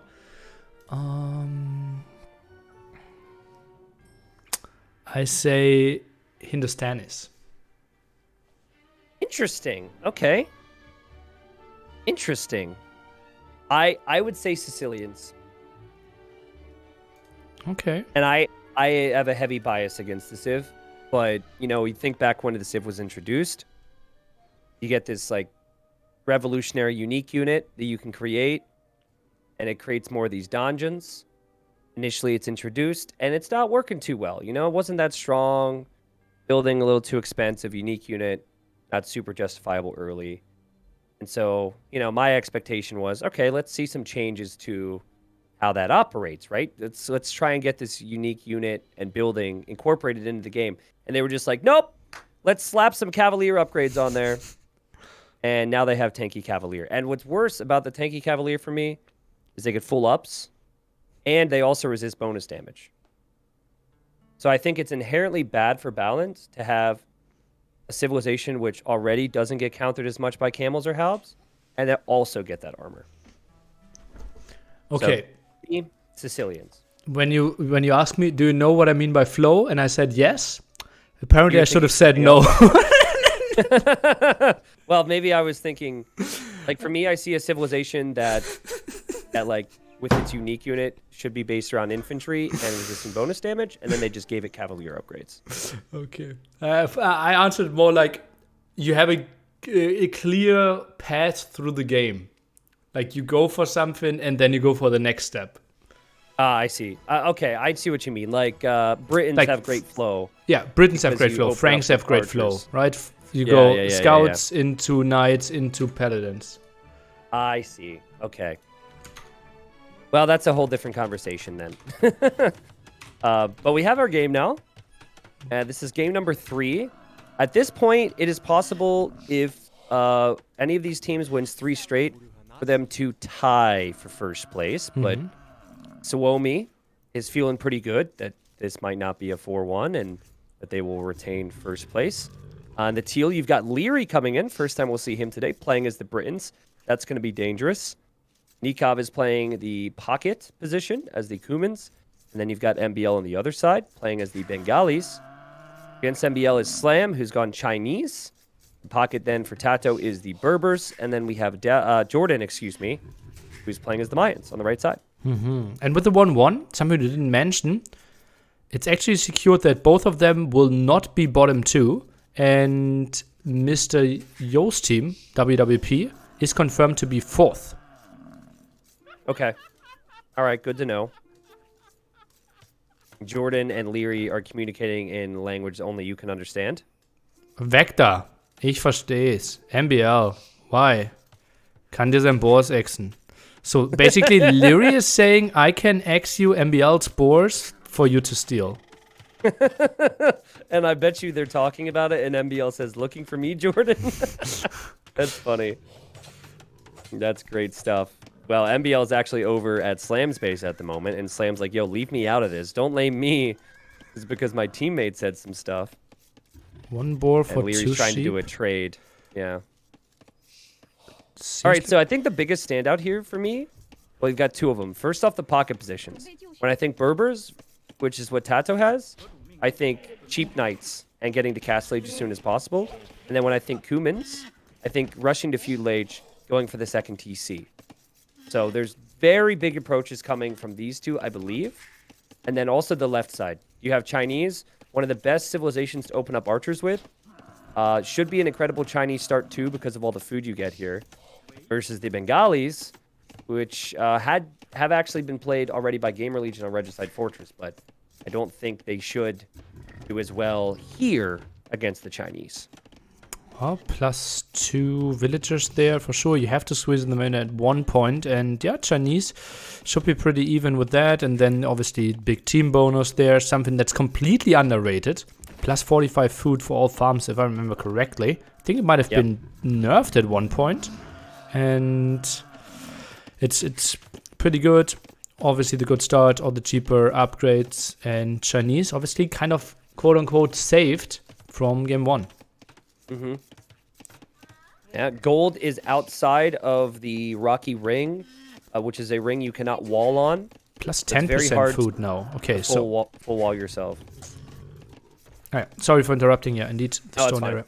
And apparently it got changed to +10% food now, which is way worse than +45 per farm, right? Wow. Yep. I mean, Chinese pretty freaking stacked as is. But yeah, that's a pretty big difference there. When did that get changed, actually? I think that got changed on DE, but was it... Yeah, I think I would have said like a year ago. I think especially like Viper was a very big advocate for that being changed. Yeah, I mean, Chinese still just feels so good. I think the high-level stuff makes Chinese look way easier than it really is, though. I think your average player just struggles with that start. But once you get it fully optimized, it's strong. And we did see Aftermath lose earlier today with the Chinese on Regicide Fortress, which is one of their best maps as well. So I think Dowd is probably sitting back with his legs propped up right now, and he's just like, oh, yeah. Now we've got Chinese because of the work that I did, you know? I'm not sure if he's watching. He might just be re-watching the wreck against Terra. Yeah, that's true. I could see that.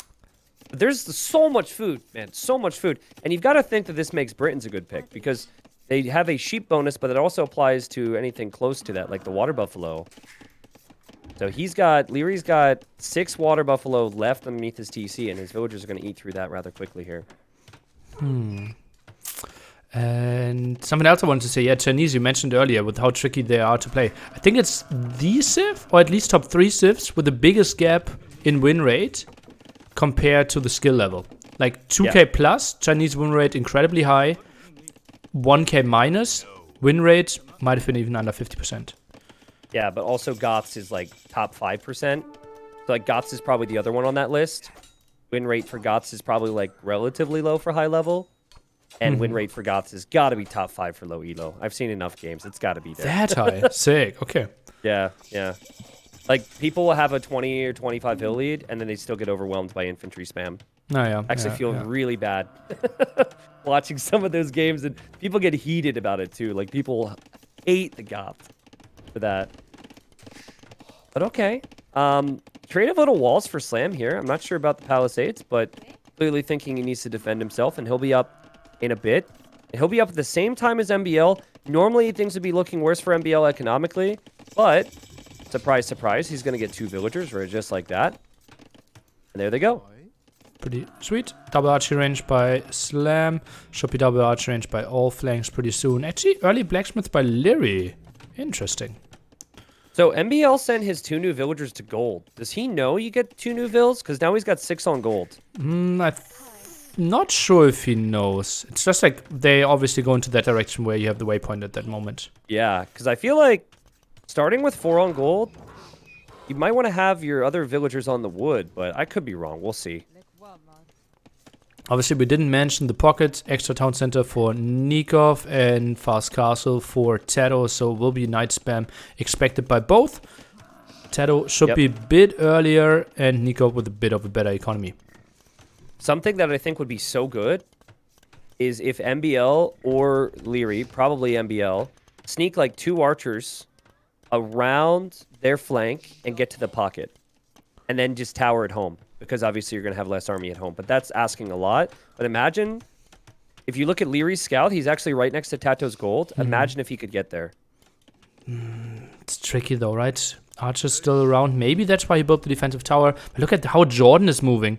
I think that might actually be Leary's plan and Jordan's counter plan here. Uh-oh. And Leary's now noticing. This is a really bad start for the Austrian. He will get the pick off, but he is going to end up losing 2 archers. I guess in the end... Oh, wow. Okay. In the end, it ends up being rather even. It's not that bad. I should calm down. How did that happen? Wasn't it like a full volley ahead? And now Leary actually has more HP on his archer. No clue how that happened. But look at MBL. I'm telling you. He's so good. Now, did Slam see that? I think Slam saw it, and I think MBL knows that he's been seen. He's seen that he's been seen, and so he's leaving the scene. Oh, wait, Leary... What? Tato... Jordan doesn't have fletching.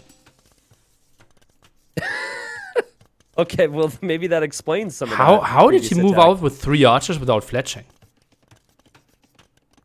That's so unconventional that I didn't even consider this as an option. To say as Jordan would say, exactly. Okay. I feel like everyone's got a couple words that they say a lot, and Jordan's is exactly. And Jordan is going to get past Leary, but will Jordan know that Leary is moving this way? Nice outpost. The thing is now, I think the timing's finished to hit and damage Tato, though, right? Because Tato can have knights now. So it would have needed to be right away. One villager still might make it home. 2 archers actually in that tower. Quite interesting. Okay.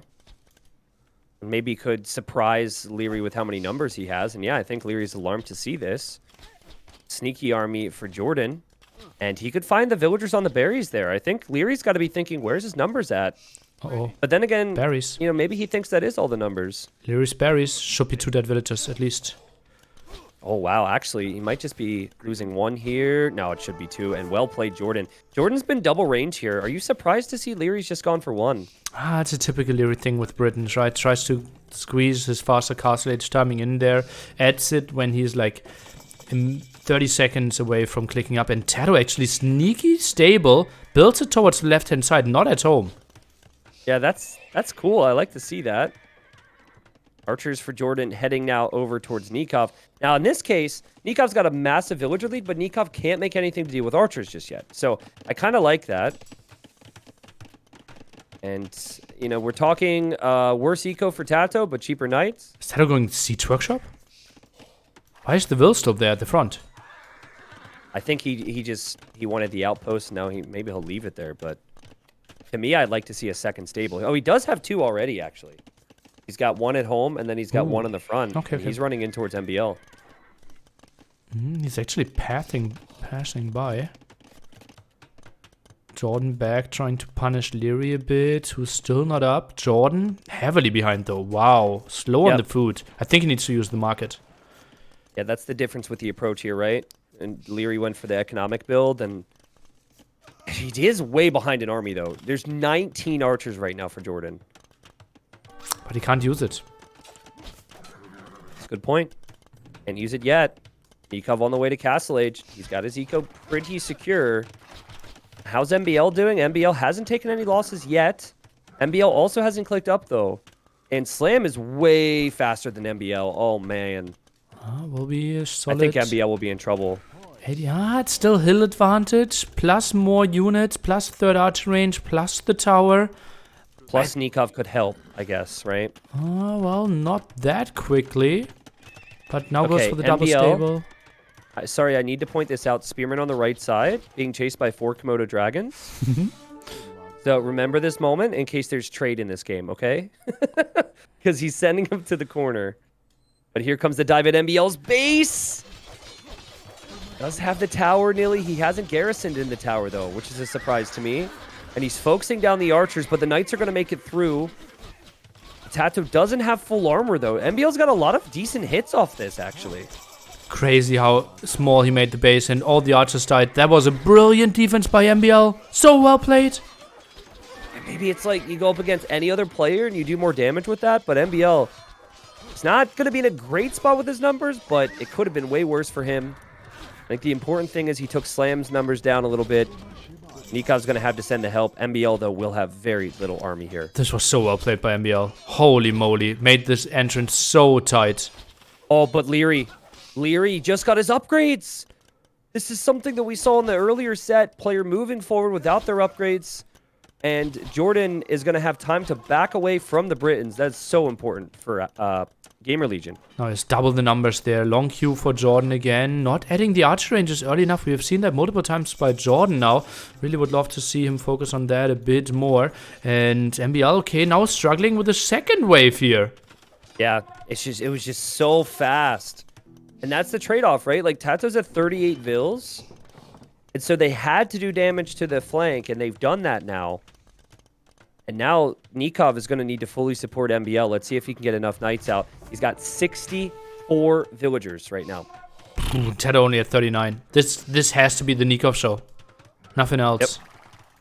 Yep. And also, Leary has to hold on his own now against Jordan. Leary's actually going to be fully defensive here. At Jordan, his Mayans with 3 ranges, and I know the tower looks a little menacing, but kind of feel like the crossbow numbers are the most important thing for Leary right now. He needs a bit more. Is Jordan looping around? Feels a bit like it. Doesn't want to fight against the tower and the better range. Tries to make something happen, and then that forces Nikov to go back. Nikov just now getting bloodlines and +2 armor. He's at 7 knights. I think he needs to stop producing out of his TCs. Just like temporarily. I mean, maybe MBL can't be more dead. Maybe that's what they're thinking, but he's going for a 3rd TC right now. He's got to put that eco into military here. The Aftermath right now are 40 military behind. I also really like that Tato is going camels now.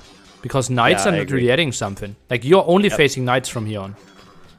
Yeah. Also, the thing I liked about Tato is how he didn't go for +2 armor. He took the fights before crossbows. You don't really need to have +2 armor if there's not going to be crossbowmen out here. Obviously, it helps when you're up against knights, but if you had to choose between extra camel numbers and +2 armor, you would definitely go for camel numbers right now. It's weird that Slam is neither adding siege nor adding extra town centers. It's only crossbows for now. That said, he is getting thumb ring right now, and there's going to be 3 armies heading to Nikov. Oh, man. Now, Leary, he couldn't track the army from Jordan. He knew it was going there, but he lost sight of it now, so he's going home. But he X'd and twice. Nikov's, like, making outposts. 5 stables for Nikov now, but still not the production. He's at 12 knights. Tato has 19 cavalry himself. That will be a lot of idle economy. Yeah. And MBL can't help. Leary can't help. And the biggest thing for Nikov actually right now is gold. I think we're going to see him start to sell wood to get gold so we can make more knights. Let's take a look at the worker efficiency by Nikov. Should clearly go down quite a bit. So many villager losses expected as well on Nikov's side, simply because there's no real help. What is... Leary is actually trying to go for the aggression. I think this must have been communicated though, right? Like Nikov's probably like, just kill him. My stables are cheap. I could maybe get 1 big mango shot. MBL actually has a Vil lead over Slam right now. So it is still really important for GamerLegion that they use this military, that they kill more. They have... I mean, Aftermath have such a crazy Vil lead, but it's all through Nikov, right? And he's still working up those numbers. Tato, though, adding the second TC, I really like that. I think GL is not finding the damage. What did they do? Like, nothing changed for Nikov's economy. He's still the one with most economy by far. I think if Slam would have stayed on MBL and continued to pick off stuff at MBL's base, who's now 4 TCs, it would look a little better. If Nikov lands a shot in the crossbows, he's at a point now where he could maybe consider fighting with the knights. But that's still so much military, Nilly. Oh, Nikov knows, okay, army might be coming in. He needs a town center in the back. Could even consider building 2 town centers in the back there. I think he could have squeezed those in. That's so good, though. Like, I wouldn't add that TC, but you're right. The units could run right through there. And look at Tato. He goes through, and Nikov's got the TC. Tato should run back after he sees that. And he will. Leary heading against Jordan. And, again, I kind of like this, Nilly, because they're not allowing Jordan to boom up. They're not allowing Jordan to gain a foothold over Leary. Nikov has not taken as much damage as maybe we thought he would. Leary's imp timing will be crazy. There's no answer to that. Tato will be late. And this is like simply GL having way more army for such a long time, but they couldn't do anything with this. Yep. Yep, you're right. I think they could have like borderline defeated MBL if they stated him and then invited Nikov, but I can understand why they wanted to pressure Nikov because they knew Nikov was so far ahead. And Slam somehow still playing 1 TC only. Yeah, I think you could have had a siege workshop, some rams, have Tato support you, pressure MBL. MBL's making crossbows now. MBL's getting ballistic, so he's going to be in the game with army. And Nikov's just kind of waiting for the armies to separate, and he sees an opportunity here. I still think he's going to have to run back, though, and he senses that as well. He gets out of there. Meanwhile, Leary, big army of crossbows. Jordan trying to chase it down. Leary just 50 seconds away from the Imperial Age. And then he will just crush Jordan completely. Jordan is switching onto skirms now, but he will need to take a fight now. But Leary shouldn't give it to him. And Nikov has 40 more villagers. He can make more stables if he needs to. He's going to have like 50 knights soon. And now GamerLegion has to commit to somebody, but I feel like it's almost too late. If they go kill MBL, then Nikov's just going to overwhelm everyone. And they can't get to Leary's base. And you have to wonder, right? If Viper was in the game, if Doubt was in the game, would someone made the call? Would they have said, like, okay, we need to commit against one player? It feels a bit indecisive. I think Tato's probably making the call-outs, right? I don't know. I guess it depends on the situation. I think what they needed, I mean, hindsight's 20/20, but the best way to force reactions from Nikov is just send everything to MBL there. But then again, I don't know. It's actually so tough, man. Aftermath did this against Baguettes as well. Because then Jordan would have died solo against Nikov. So I actually have no clue, Nilly. I have no clue. We'd have to rewatch it, but I don't know. It's easy to say indecisive. I just think Aftermath played this so well. Double tower, and here obviously. comes Nikov. Double town center. Oh, God. Jordan is so dead. Oh, God. Also, as these knights collide, you know, it makes me come back to those camels. And maybe if Tato would have had knights, they could have dove Nikov's TCs or dove MBL's TCs. You can't do that with camels. Leary says, screw Arbalest. Everyone says I go fast in Arbalest. I'm going to skip Arbalest, and I'll just get Chemistry, and I'll just get Bracer. And, you know, if Nikov doesn't kill Jordan, he's just going to kill Tato next. Tato's got nothing at home, and they still haven't been able to take out Nikov's economy. Town center. Oh, the setup is so good there, even without fletching for Nikov, and he's booming away like a madman. What a crazy game by him. How patiently he played this. Yeah. It was so good. The Aftermath just make the greedy stuff look so easy at times. And I think what MBL and Nikov did so well this game was they just made it so all that military couldn't affect them. I mean, it affected them, don't get me wrong. But did it end the game when it should normally end games? Wasn't even close. Oh, God. MBL has solid army now. MBL has more eco than Slam does now. Tato has taken some big losses, but still at 84. Where's Leary's army at? Oh, Leary's army. It is still no Arbalest. I feel like he should be doing more right now. Okay, Arbalest now in the queue finally. It felt really late, yeah. We can agree on that. Doesn't really matter though, his army was crushing anyways. And, well, Slam doing something against MBL, but it's not enough. Score, I think, is misleadingly close. Slam has 70 ARBs. Okay. So, MBL just lost a lot. Nikov's got ARBs in his base, which isn't easy to deal with. But I guess Tato is going to die to the Knights and the ARBs.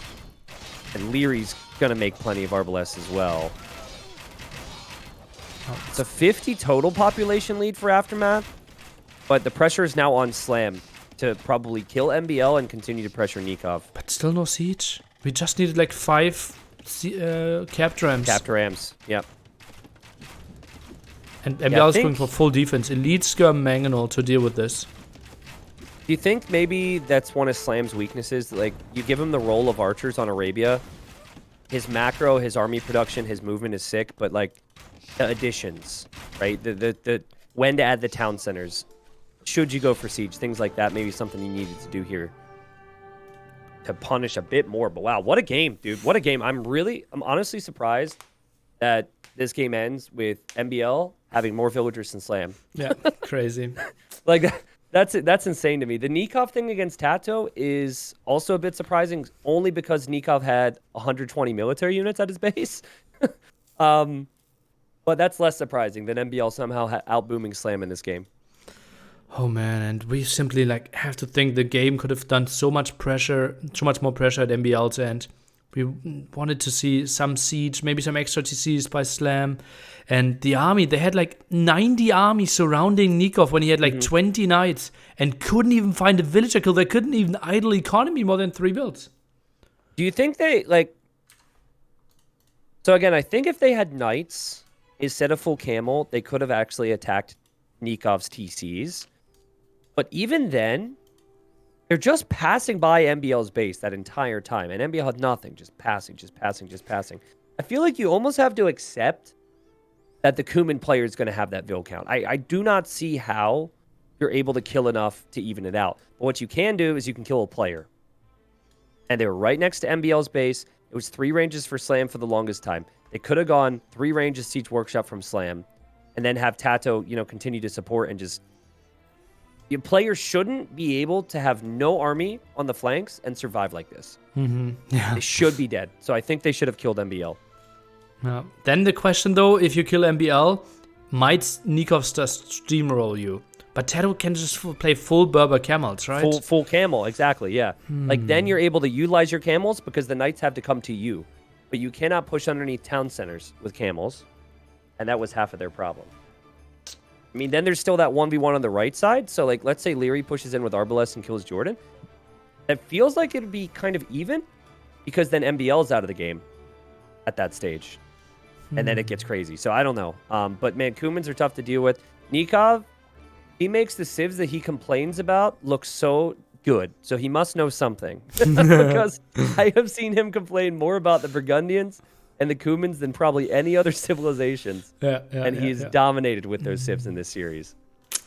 Oh, good stuff. And also this confirms GL is not going to win Rise of the Elephants. They are only fighting for second place now, and they need to win the 4v4 and the 2v2, in which we feel AM might be even bigger favorites than in the other games. Which does leave the potential that if AM wins the next 2 games, it would be tied for first in the event. So yeah, still definitely things on the cards here for AM. Obviously, GamerLegion are still going to continue to put up their best efforts. There's a look at the economy. 14,000 wood, 14,000 food for Nikov. He had 6,000 gold. He had 1,400 stone. He collected... This is actually a crazy stat. He collected 35,000 resources. Second place was MBL. MBL's base was like a highway for all the enemy military. They're just zooming right by, and he had second most collected resources. Shouldn't be a thing. Yeah. He had 40 Cs, 0 army at one point. Yeah. Oh, jeez.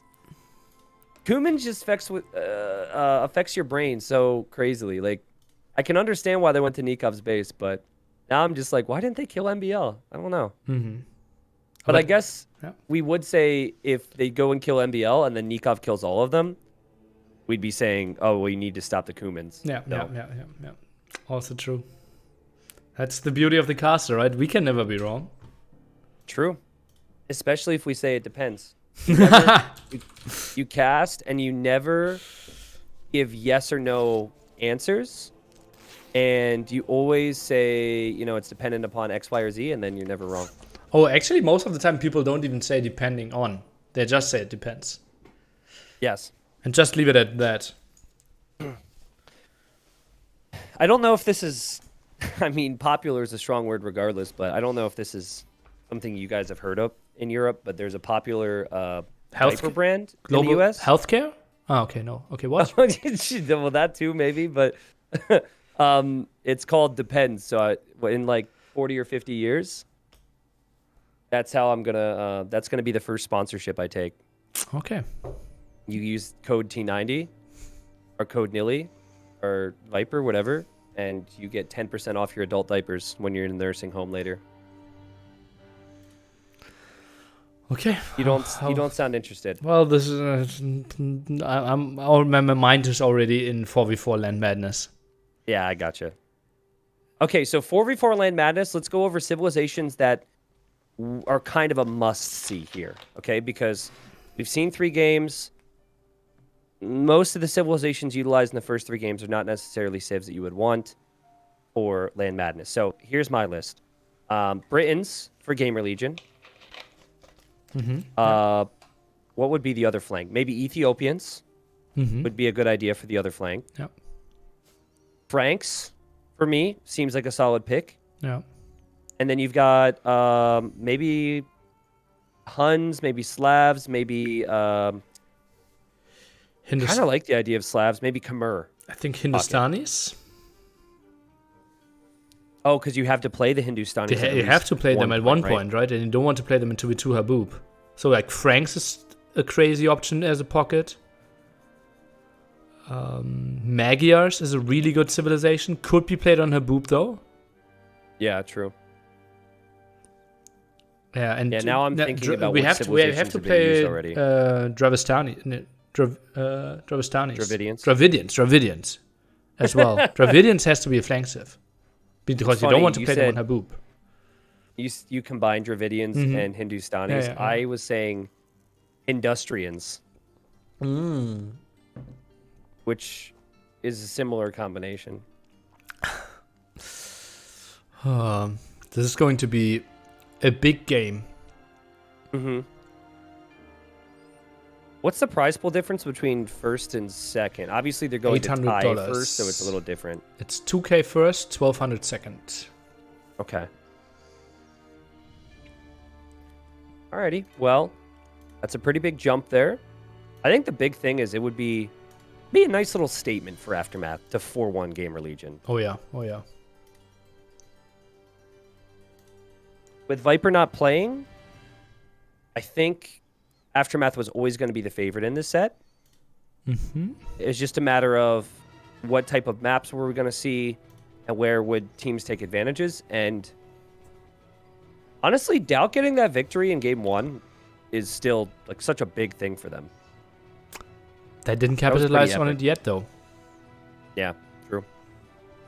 Like if they win with Chinese in the previous game, it looks epic because they didn't have to use Chinese for game 1. They beat Chinese and then used Chinese in the previous game, but they did not do that. So Chinese So- 0-2 today. Huh, interesting. Not every day you see that, right? Especially in Chinese mirrors. All right, so MBL flank, Nikov flank, and then or wait, hold on. You have Hera pocket. And Nikov pocket, right? And Nikov MBL pocket. Leary flanks. We have Slam Jordan flanks and Doubt Tato pockets. Okay.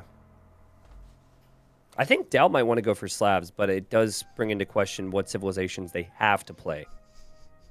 So you might not want to do that because there are civilizations they have remaining yet.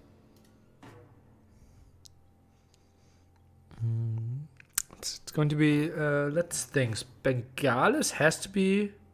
No, Bengalis we just had for... So it had to be Dravidians and Hindustanis by both of them, right? Okay, so Because or you squeeze them Hindustani's in pocket makes Haboob. sense. But I think Haboob you rather want to play like Magyar plus a top civ. I think Magyar Ethiopian makes a lot of sense for Haboob. Yeah, I could So see maybe that. you go, if you're GamerLegion, maybe you go Britons and Dravidians as the flanks. Still like Mayan's an option as well for AM, right? Just feels pretty strong. Yeah. Yeah, losing with Mayans hurts, but then, you know, it'll be Mayans versus Britons possibly, which is what we just saw in the previous game. So Wait. When did we squeeze in Gujaras? We didn't have them, right? So they have to be... Yeah, Gujaras pocket have to be played as well. Yeah. ooh, that's really for GamerLegion, that's really bad then. I mean, I've got to check the tech tree again. Well, Gujaras was just played by AM. No, that was Bengalis, no? Oh, that was Bengalis. This okay, I'm not helping. Feels like Gujaras are the ultimate lame civilization. What's happening here with Hera? Not in the game yet. Yeah, I'm a bit surprised. Okay. I mean, Gujaras cannot make knights, right? So you could go for camels, but I don't know. I mean, they create faster. That's a nice little team bonus, at least. I think this will definitely be an awkward one, and it feels like going into this, we're going to have one side which is a bit more favored with their civs, and then that side is going to have to win against maybe the other side, which is similar. Mm-hmm. I think you have to throw in the new civs in here. I think if you go Yes. Haboob and throw someone in, you might just get completely overrun, and you get more punished in 2v2 Haboob than I think you will get punished in 4v4 Land Madness. Yeah, I agree. As much as I like 3v3s and 4v4s, the individual bonuses and the individual moves don't matter quite as much because you always have someone to bail you out, or an additional person to bail you out, or more space to move, things like that. Yep. You can be a bit slower, distances are longer. Mm-hmm. And it feels weird, but I think it's equally tough to wall, I would think, in Land Madness and Haboob. So if they both have to play Gurjaras and Hindustanis, which I think they also have Dravidians too? Dravidians, yeah. So it's 3 new civs for both of them. Okay, so let's just assume that they have to play those, right? Mm-hmm. Do you go... Britons and Mayans with it. Like Britons for AM and... No, Britons for GL and Mayans for AM. Mayans were, yeah. And then throw But who do you put or in the Mayan Ethiopians. side for the pocket? What do you mean? My insight? Like, okay, so of the Mayans 3 goes with civilizations remaining, Gujaras. this is going to be so weird because of the 3 civilizations they have to play, Hindustanis has good cav, but I don't think Dravidians and Gurjaras can really compete in team games all that well in that department. Gujaras have to play like camels and then Shiramsha riders. So that means the archer player is super important. If there's going to be double camel out there,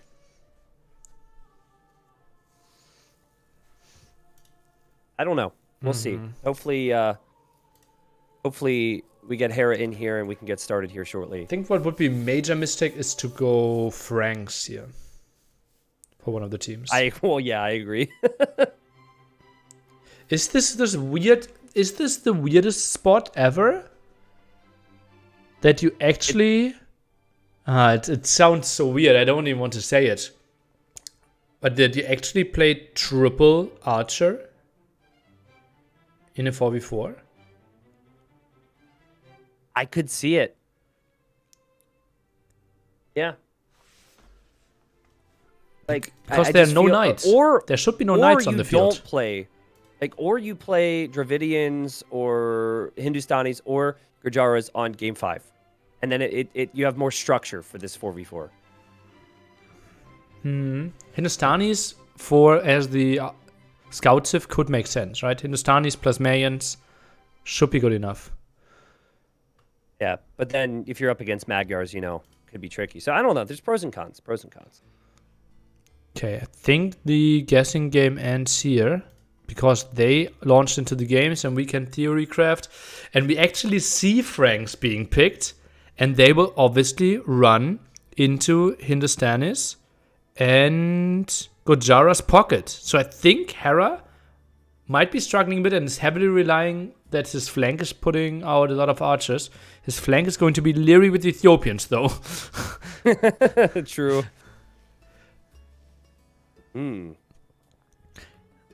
Dravidians Okay, could be so- good in Haboob. I actually agree with that.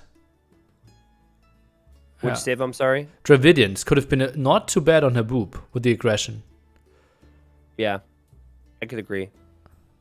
Well, as it stands then, after this game, GL will have free pick. They do not have to include any of the new expansion civilizations. So they'll have arguably better civilizations available for that game.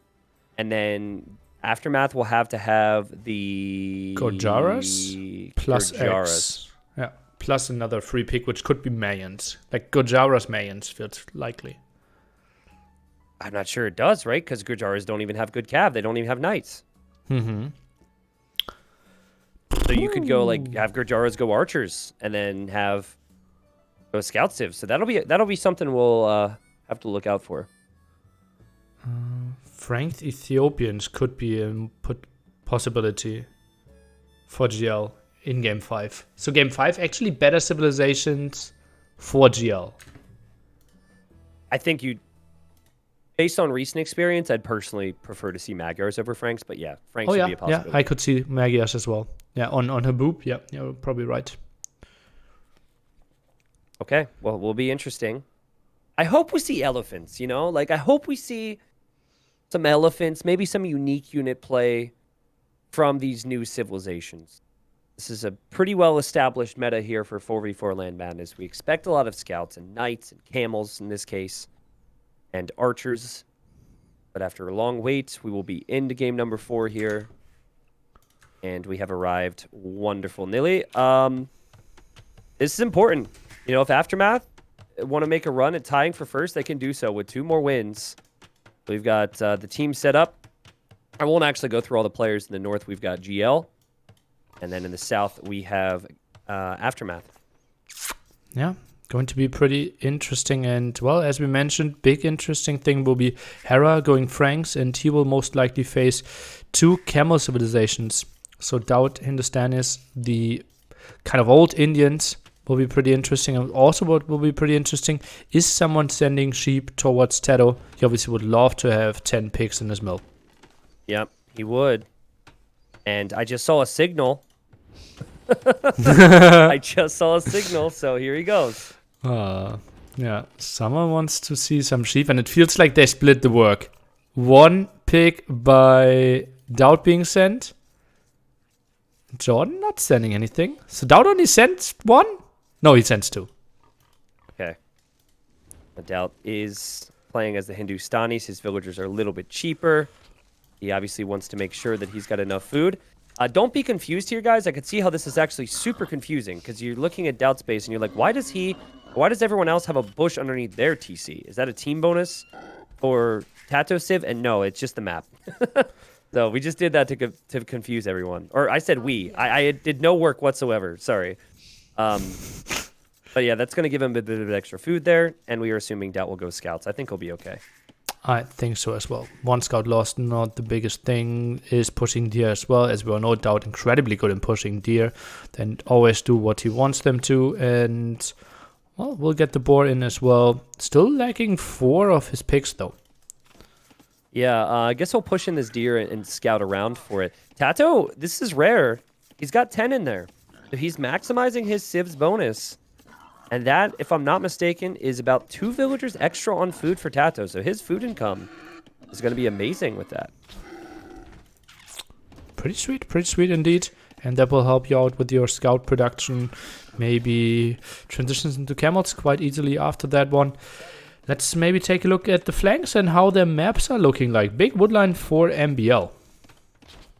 Big woodline for MBL. That could be 2 woodlines if he chops through it. I swear I just heard a death when I was at MBL's base. Let me check his KD. He did not lose anything. I was just wrong. Well, a boar died. Yeah, I know. And I saw a weak villager and I looked away and I heard a noise. I wasn't sure what it was. But Dravidians, I think, can be very competitive versus the Dravidians. Wow, that looks like a close matchup over there. Holy. Big woodline in between the 2 players there at the left-hand side could make for some weird situations where, like, one army moves at the left-hand side, the other army moves at the right-hand side. And could be a bit ugly. Or what also could be ugly if Jordan were to continue going into that direction of MBL's town center, but takes a different path. Now, there's also a potential. It's very hard to wall because of the rocky terrain. But if you look to the woodlines to the left of Jordan's TC, he actually could wall from one woodline to the other there. A straight wall right in between the rock formations. That's pretty nice. Zones out the map a bit. Quick question. Do you still have subs on Twitch? Do you know about that? I do. Oh, nice. Do you know the number? Last I checked, I do. Oh, nice. Is it higher than 50? Yes. Nice. Loyal fans. Yeah, man. I'm lucky. Nice. I'm very lucky. Nice. For a lot of reasons. I'm lucky to have this awesome game. I'm lucky to have people like you, all the fans. We're all lucky. But let's see. I assume you saw an emote or something. No, people were trying to spam T90 blind, and then but none could because they apparently didn't sub. Yeah, I gotcha. Well, the right side I think is going to be the most important with the archers. So we've got Leary playing as Ethiopians, and then we have Slam playing as the Britons. So these are well-established, really strong archer civilizations. Also well-established players who are incredible with their archer play. So be keeping an eye there, and remember, we are potentially going to see double camel from the pockets for GamerLegion. So double camel means the archers are going to be that much more important. Quickly go into the point of view of Slam and try to find his remaining 2 sheep. It's probably just, oh, yeah. Gotta love it. That actually hurts Slam, but on the bright side, he will get plus 100 food, plus 100 gold when he arrives to the next stage. Oh, that is for the next game and for another player. Oh, that goes Ethiopians he's not there. Ethiopians. I'm sorry. Okay, that's a true T90 blinds moment. And I'm ready for the scout action, Nilly. This is going to get pretty crazy. I would love to see players considering towers on their forward golds on the flanks. Jordan's archer ranges look freaking hilarious to me. Why? I've never seen archer ranges like that. It's so bad. Also, the house, like the reinforced. Oh, God, I hate this placement so much. Even if it was good to block his resources, which it's really not, it just the way it's positioned it just doesn't make me feel good inside, you know? Not satisfying at all. MBL went up without Loom, by the way. Greedy guy. Wow. Very greedy. And he's going double range. Actually, he's going range blacksmith. And we've seen that punished in the past. Normally, you definitely want to get those numbers out there. And Tato's attacking the Vil that doesn't have Loom. And the greed gets punished. Oh, Spearman. Oh, it didn't get a hit off. Interesting. And now Army's coming over, and this will be 2 wild 2v2s. At the right-hand side, 4 scouts kissing. Why is MBL opening skirmishers here? Faster shooting skirmishes against the expected archer opening by Jordan. Well, there's scouts here. Could be really complicated, but if anyone was going to make a lot of trash units and make it happen, it would be this player in blue here. The scouts counter the skirms, the archers counter the spearmen. And right now, Tato taking some hits from the spearmen. And, villager for MBL goes down. That's 2 villagers lost already. It could even be more. He loses another villager. That's -3 villagers already this early on in the game. Great opening for GL on that flank. He didn't even go to gold, so it's not like he can make archers. Just straight skirmisher opening. Very weird. And this is where the pressure's going to be on for Hera. And the pressure's going to be on for Leary on the right side. And look who's waiting. You've got Doubt and you've got Slam. They work so well together. And here they are. But I think Hera and Leary working together pretty well as well. Let's take a look how this engagement is going. Feels like slightly better numbers here for GL simply because it's shorter distance, but heavy losses on both sides. Yep. Definitely heavy losses on both sides. Hera definitely has the edge with the Scout War right now, but Slam has the edge with the Archer War as it stands. I just saw a little bit of action from Tato going to hit Nikov. Look at Nikov's creative walling on a map where normally you can't get any walls down. Could you quickly explain to me, how is AM 5 villages ahead? Didn't MBL lose like 4 already? 3? Yeah, I would have to look at the Eco KD and the TC idle time, which is hard to do when we're looking at everything, but I'm trying right now. This is really weird. Jordan has 2-minute TC idle time, and Slam has 2-minute TC idle time. How is that a thing? Because they rushed. Because they rushed so much. Maybe they rushed the fletching. Yeah. Great walls there from Slam. There, he almost lost some villagers to Hera's scouts, and I think that after seeing that, Slam should tell Doubt we've got to push Leary. We've got to push somebody because Hera is not with Leary anymore. Well, let's take a look. Leary obviously still a great defender. Armor now coming in for Hera. And remember, he can't get bloodlines. So if we go massive feudal edge fight, slight HP advantage for Doubt.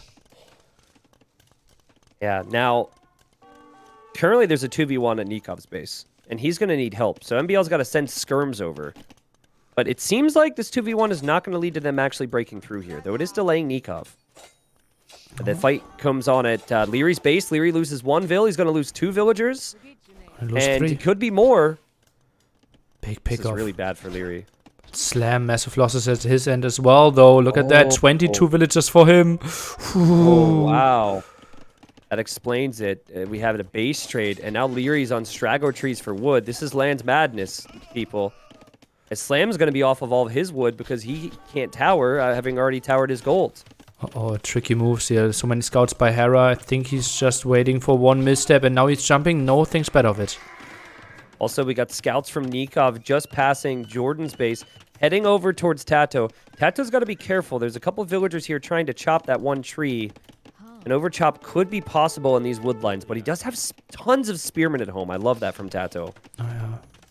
No, he's going to get hit. He could... Oh, sorry. He's not going to get hit. Doubt could get hit by Leary. Doubt prepping for that as we speak. This is crazy. Only 1 spearman in there.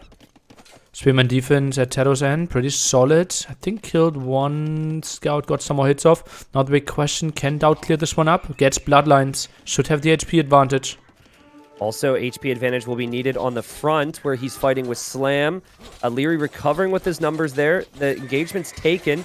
And Bloodlines is going to matter a lot here, but there's not enough scouts for Doubt, which could mean that Slam gets pushed back. We know his eco's struggling.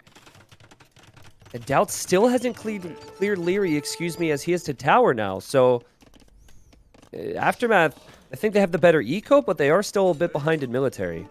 Oh, 10 military behind indeed. Slam trying to Oh my god, micro away. MBL. Look at MBL. Where's Nikov right now? Nikov did not make anything to support MBL over here. Hera on the way to this is Castle so Age. bad. This is the repeat of the frontline game.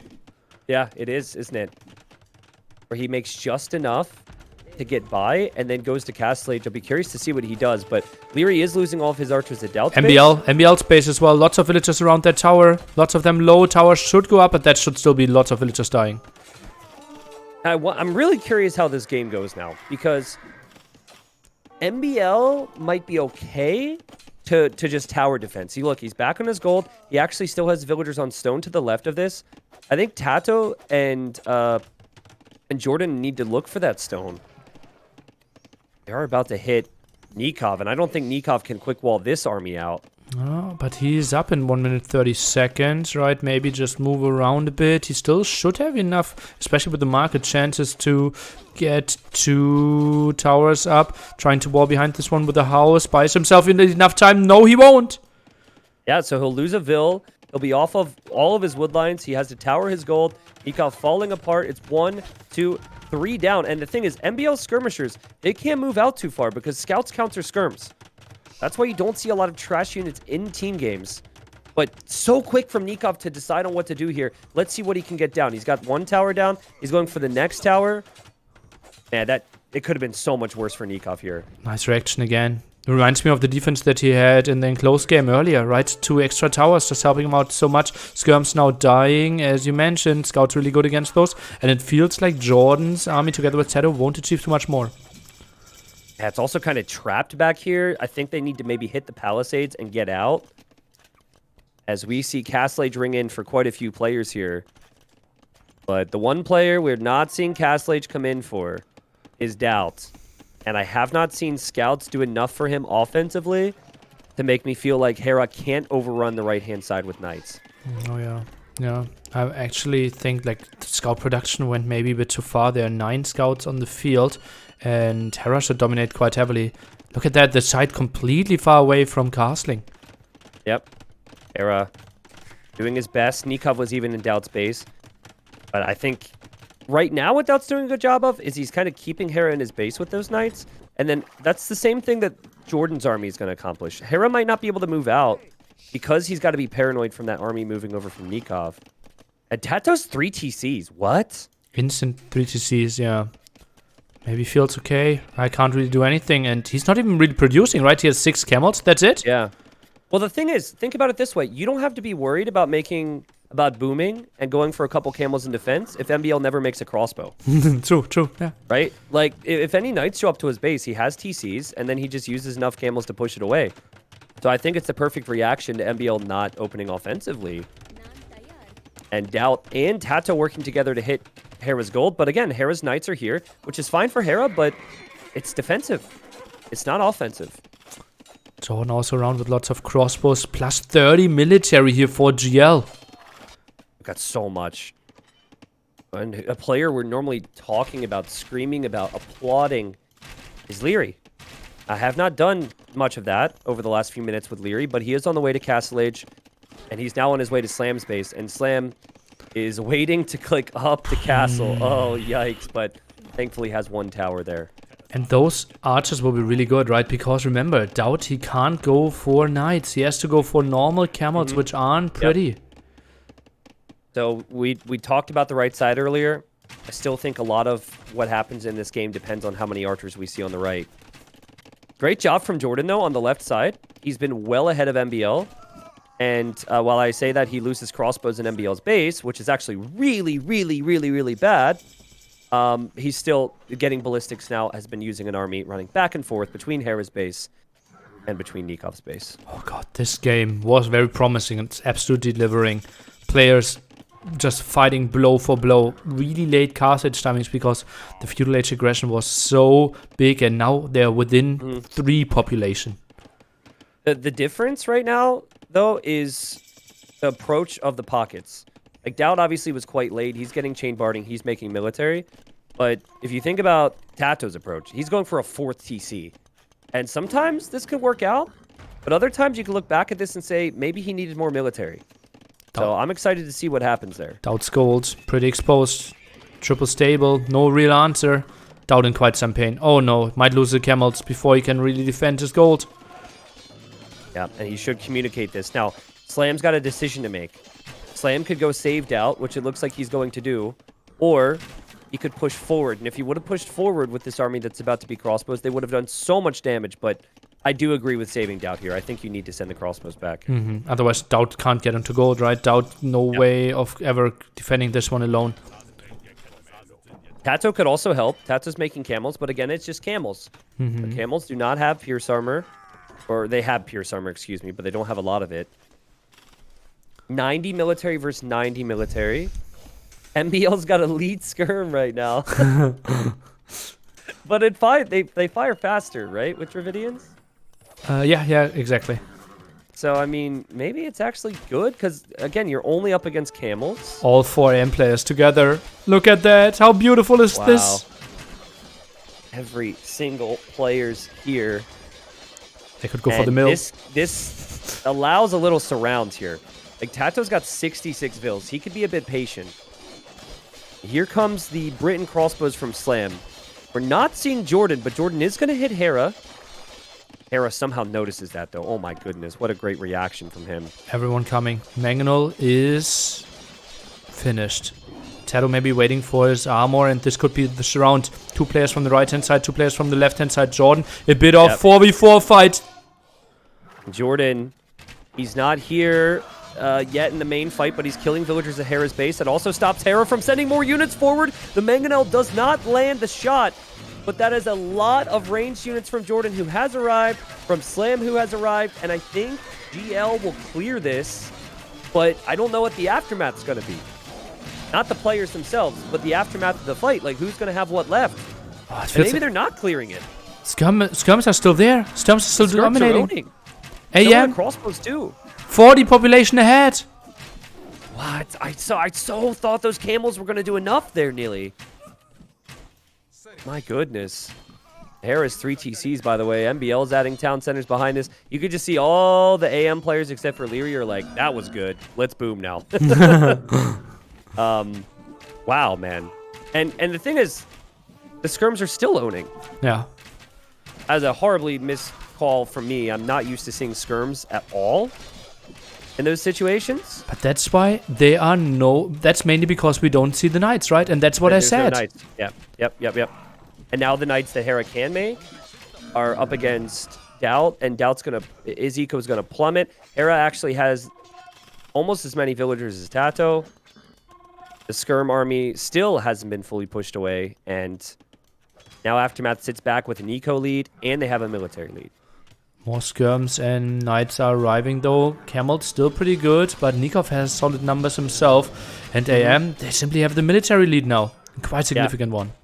Yeah, and I think they should have the economic lead, because Doubt's 1 TC, Slam's 1 TC, Jordan's 1 TC. MBL's like 15 towers. You can't hit him with crossbows.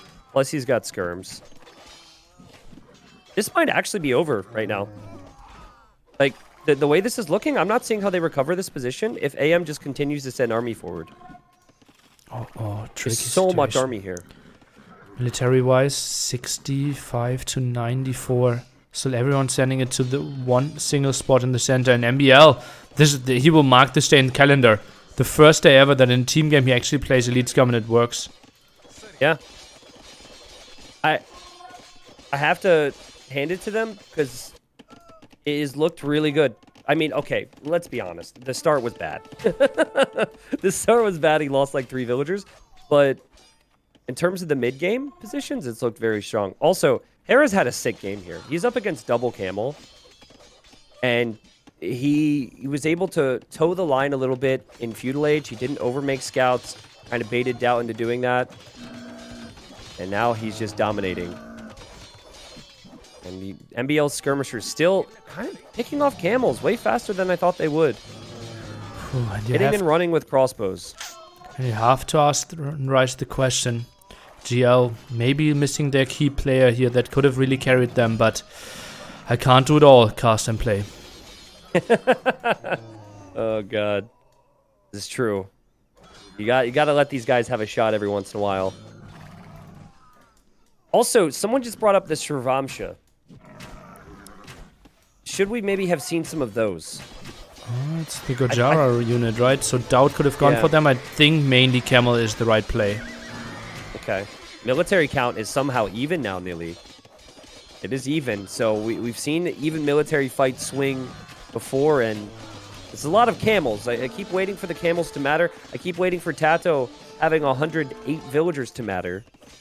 It's funny how MBL skirms are chasing Slam's crossbow. Those are the opposite flanks. Yeah. The value that Aftermath have been able to get from their armies this game has just been incredible. Now, they're all converging towards Hera right now. And this is the correct play. Because Hera is about to click Cavalier. And he'll want to get armor as well. So they've got about 2.5 minutes to be able to trade against that army.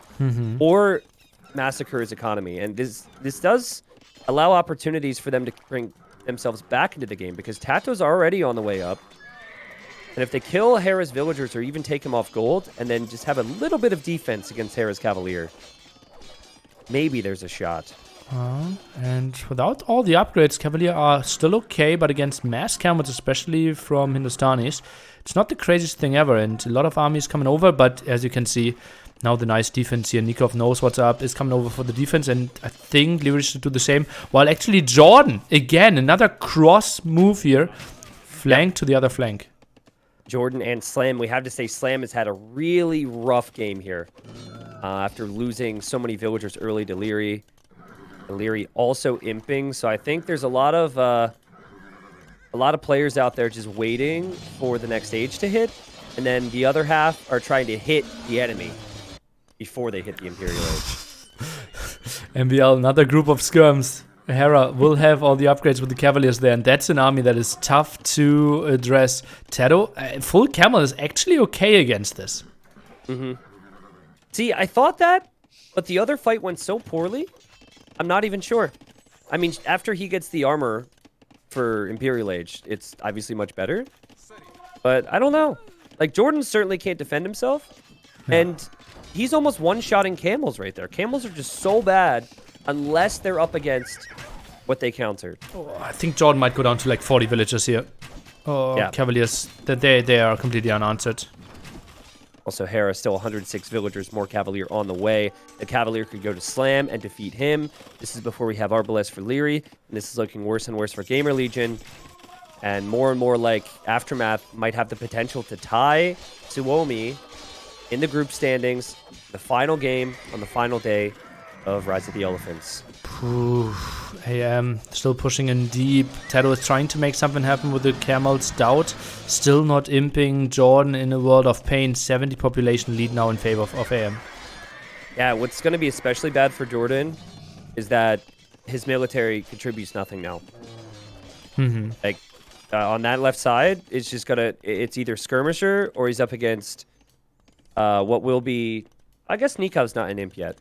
Yeah, it just feels like Jordan can't do anything except try and keep himself alive. Same with Slam. The flanks are just completely useless right now. And the ugly thing is, like, Hera was the main player. Everyone built counter units to Hera now. And those are all getting completely killed by Leary. So now Leary will get all the kills and will just dominate the game from here because everyone is going either Castle Age crossbows or camels. Also, what would be a really sick switch for MBL is once the crossbows are taken care of, is he could actually switch to his unique unit, which I think shreds melee of all kinds. The Yarumi Swordsman is really good and cost-effective versus things like Paladins, Camels, so... But I don't think MBO necessarily needs that. He's just queuing up more skirmishers. And yeah, this feels very over right now, despite there only being an 80 population difference. Yeah, it feels like more though, because you think about the potential, right? And there's no potential to clear up Leary's army cost efficiently from here on. Like, Doubt still stuck in Castle Age. Tato can maybe make something happen, but I don't see like the winning army. Well, we knew, like, going into this game, we said these players have to pick some of the new civs. And GamerLegion went for the approach of picking the three remaining for the whole series for them. And clearly there's a weakness. There's a weakness to having double camel and double Indian civilizations. Yeah. Whereas, you know, we might look after game 5, there's a chance that we look and say, well, there's a weakness there. Because now GamerLegion kind of is not restricted and they can pick whatever they want that they haven't used already. But Tato's not ready to give it up. Tato's got 200 population. Tato's going to have armor in a moment. He also just got unique techs, and I'm always confusing them. But I believe Gujaras have... Don't they have frontline? Or not frontline. Frontier guards, which gives them extra melee armor? Well, it doesn't look like it if I look at the... Oh, true. I should check the unit. What civ is that? Dude, all these bonuses, man. It's going to take me a plus bit. 5 melee. Okay, maybe you just got it then, yeah. And it's simply not showing in capture H. Yeah, okay. Oh no, I think he has to elite the mill. This hurts so much. Oh no, you don't want to do it. Pigs! Oh, His pigs! No! killed Stato, Only man. the auto attacks the pigs. That would actually be good. And he is clearing this right now, Nilly. He is clearing this. But Slam is dead, dude. Slam is at 42 kills. Jordan feels dead. There's only 2 players right now. There's Doubt and Tato that could really contribute a lot to their teams. Score's getting But wait, closer. Jordan's got ARP. Score's getting closer, T90. MBL's up, though. Is MBL going to go for more skirms? Of course he is. He got- can't even mix in 10% Arbalest, which would be so good. He just has to make skirms. Villager advantage, 90 more for AM. Military advantage, slightly for GL. Not sure if that one will matter too much, though, because I don't really see them finding a big kill or a big raid right now. Yeah, I think the military count will go down because Jordan's losing a group of Arbalest to the Paladins and Hera's base, but honestly, great job from Jordan to get up. Arbalest will help an awful lot. It will not help once MBL moves forward with skirms, though. Tricky moves, and I think the game might have slowed down for me a bit, so we are getting a bit unsynchronized or desynchronized. Okay. I'm at 46-20 right now. Okay, yep. I'll try and stay with you the best I can. We're going to have an engagement near Hera's base where we will have heavy camo in a moment for Nikov. And Tato wanted to take the fight, but again, the skirmisher's too much for him. He's going to want a piece out of there. Frontier Guards now on the way for Tato. Okay, so he clicked the other one. What was the other tech then? I think it might be minus 10% population. No, I think that's cheaper units. that's Bengalis, right? Cheaper I think that's food cheaper units. units. Yeah. I think it's 25% or 20%, Yeah, which yeah. obviously will help him because he's got an incredible eco. That could make a real difference if he could just spam nonstop without trade. Pretty sick. What's also pretty sick is that Hera is now raiding again. Slam sits on 56 villagers, 30 crossbow. Won't really contribute too much. Doubt finally about to reach Imp himself. Leary really needs to make some siege. Or I guess they just need Hera to use his paladins to take out buildings, but the right side has been completely unwinnable for Doubt and Slam for 10 minutes. As you see TCs going down, so they just got to make the most of that side. I think for Nikov and MBL on the left side, they just need to... I mean, Hera's everywhere right now, so that helps, but they just need to make sure they don't get pushed back. And then if they're not seeing Tato, they need to just push Tato and Jordan. You say Hera is everywhere, and I try to look at the complete opposite flank and show you he's not everywhere. And where I look, he's actually killing 20 villagers of Jordan. Right? He's everywhere. Yep. He's on both flanks. It's easy kills on the flanks right now, especially Slam. Slam's still in Castle Age, but he is on the way to Imp at least. Tries to find a good pocket for himself here, and well, best position he could hope for, but still 192 HP paladins against him. Leary's Arbalest are being pounced on by Doubt's camels. This is all before Doubt gets heavy camel. This is before Doubt is going to get his final armor upgrade. He's going to complete those things and have 5 camels remaining. Oh, I feel so ugly. Yeah, that's probably... If it wasn't GG already, that's got to be the GG moment right there. Down to 10, and there was Leary really in an area where Doubt needed to fight? Just evacuate a bit and fight 15 seconds later. I mean, yeah, he was already at 90 vills. It's already going to be bad, so just wait a little bit. But Elite- again, you know, in Doubt's defense, I don't think he would have had a much better fight there, and I think that there's still so many steps behind. Elite Sharamsha Riders now for Tato. We see a casual horse color by Leary now, and look at Nikov just owning the center now. Imperial Camels just rolling over Tato. Yep. Imp Camel, something that Doubt would have wanted to get, but he's too many steps behind. And well played there from Aftermath. You know, we mentioned without Viper that in the 4v4s, potentially 3v3s, that it would be better for the Aftermath team. And I think they have shown that in the last 2 games. They're up 3-1. However, they have to play with Gurjaras in the next game. 2v2 on Habu. Against free Civ choice as well, so tough one. So this confirms Baguette 5th, WWP 4th, GL 3rd. It is Suomi 1st, and AM is now playing. They either get 2nd, or they split the first prize with Suomi. Okay. Tato did have a really good game, but we didn't feel like this was going to be a difference in eco. We felt this was going to be a difference in the options because both pocket players could only make camels. MBL completely abused that with the skirm play.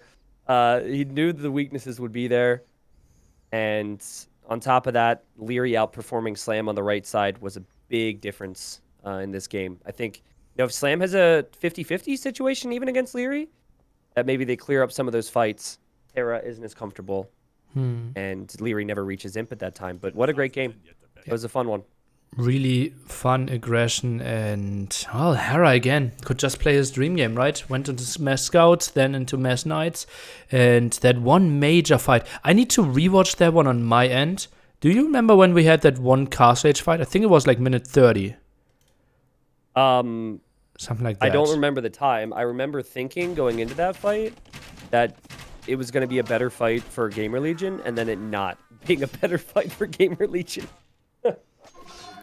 Yeah. Okay, so I need to like very slowly look at this one now, because Okay, there I'll was. try and do the same. Okay, so jump to 29 and like 4 seconds.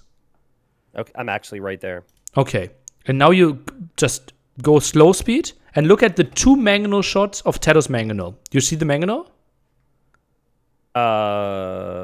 Yeah, it's behind the camels. Yeah, okay. I press go. The first shot, ground attack into the split of the skirms. Brilliant. The second shot, directly in the heart of Leary's crossbows, but nothing dies. Ooh. It wasn't really the heart of the crossbows, though. It was like the front of it. I thought 15 would die. Yeah, I can see what you're saying. It looks like it was a tile or 2 in front of it. One got scratched. Yeah. And I think 20 would have died there. It was like, if he moved 1 tile further with the crossbows, I think all the crossbows die. The fact that Tato's shot was so good on those skirmishers, and they still got wrecked here, is just insane. And the camels just melt so quickly. Also, I don't know if this is all intentional, but if you look at Hera's group of knights that's running away, he's got 9 knights that have 335 HP. Oh, yeah. In fact, if you keep following, there's a tiger chasing a 1 HP knight, and now I'm curious. So I'm going to speed up and see what happens, because that's important. Come on, tiger, you can do it. You can do it. You can do it. You can do it. It's still going. I don't know if you're watching this right now. I'm watching the tiger. Yeah, I don't know what time you're at, but I'm fast forwarding, and it's still going. I think it's probably not going to get the kills. Oh, it stopped. That's sad. It's a sad tiger. Okay. Well, but what we learned is camels in pocket, pretty bad in team games. I think the only civ right now where you can justify going camels in pocket in at least 4v4 Arabia style meta is probably the Hindustanis. But it's still, you know, you're vulnerable in many ways. It feels like the old Hindustanis though, right? I think losing the armor there just really hurts you. Yeah. Yep. But like, Again, back to Hera. It's 2 games over the last 48 hours where he just makes just enough scouts. He doesn't need to invest into any upgrades. The opponent invests all this stuff, and then he gets the Castle Age and makes the difference. It kind of reminds me of, you know how the meta on Land Madness for so long was all-in scouts, all-in feudal? And then we had those games, a lot of them in Red Bull Wololo, where even if you lost a bunch of villagers to feudal age military, getting to Castle Age and getting to knights seemed stronger. There's definitely been a shift there, and that's how Hera plays it. He does a really good job. Yeah, it's crazy. Let's see. I think we are really late joining the party, but actually, no, they're still in the lobby. Okay. Okay, so it's going to be Jordan and Tato, it looks like? Yep. Against Lyra and Leary Hera. Yeah. For basically all the marbles, 4 AM, and for GL, it's only for honor. Nothing changes for them. Mm-hmm. Maybe Max is sending Tato a text and saying he'll give him an extra $50. Yeah, Suomi has to be cheering for GL now. I'm sure I'd be surprised if they're even watching. But maybe they are. Maybe they are. I think they are. Yeah, I think they're out there lurking. They're not like watching and interacting in anyone's chat, you know. Just seeing what's going on. Zupi just wrote T90 stinks. That's funny. Did you see his tweet, by the way? No, what was it? They were happy, right? He destroyed me. No, Zupi. Let's see. What did he say? The way he said it was just like so interesting. He says, "Our work in Rise of the Elephants mini tournament is done. Flawless work from our boys. Mm-hmm. GG and well played. Flawless is the word that stood out to me. That's a strong word for sure. That's a very strong word. Yes, it makes me want to look back, but I can't make jokes about Zupi because Zupi was a beast, dude. Oh. I mean, honestly, they won every set. They were beastly in virtually every set, though I didn't see all the games. Yeah, 3-2, 3-2, 3-2, 4-1. Right. I think the only thing where you would have felt they could have done more was against the 2 losses against Cito. Yeah, 2 losses against Cito. What day was that? Baguettes, that was the 3rd day, May the 3rd, so the 2nd day. Okay. And Cito I don't know if I saw many. Beat Velez on 1v1 and outplayed him in the 2v2 as well. Okay. Well, I see who's picking Gurjaras, or Gurjaras. It is Hera. And he's going for them, and Leary's going to go Khmer. So that tells me that Hera's going to go Archers. I think? Actually, that doesn't tell me anything. Because Leary could also go Fast Archers with Khmer. In fact, that's probably a little bit more likely. No, they have Mayans as an option, no? Yeah, but fast range? If they could have picked an Archers if they would have played Mayans. I still think Magias would have been better than Khmer. I think Khmer is a weird choice. I agree with that statement. I think Ethiopians Magyars is the best for both. If they could, but obviously they can't go Magyars and Ethiopians because AM has to go for Gurjaras. All right, we'll see. Lots on the line. Suomi cheering for GL, AM cheering for AM. True. Yeah, makes sense. In the green, you've got Leary. Leary playing as the Khmer. Lots of question marks over how they're going to play these civs. Then you've got Hera. Hera playing as the Gurjaras. Again, a civilization that has the eco bonus where you could place your herdables inside of a mill. And you also start with 2 extra forage bushes. So there's Hera. Not too far away is Jordan.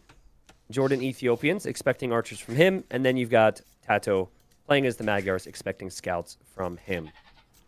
Lots of aggression through the center and Hera. Actually, it's a pretty big difference if his mill is to the front or to the back. And his spawn is to the front, so that's pretty good for GL. Unless he goes archers, because then it's more about the golden wood, right? And like the mill's probably not going to be taken out. But I see what you mean. The mill could be taken out, right? It's a very easy angle of attack. Yeah, if it's man-at-arms. I think with Scout Archer. I can't wait till we get to a point where, I mean, we know Rubenstock loves to focus on the mills, but it was a different situation.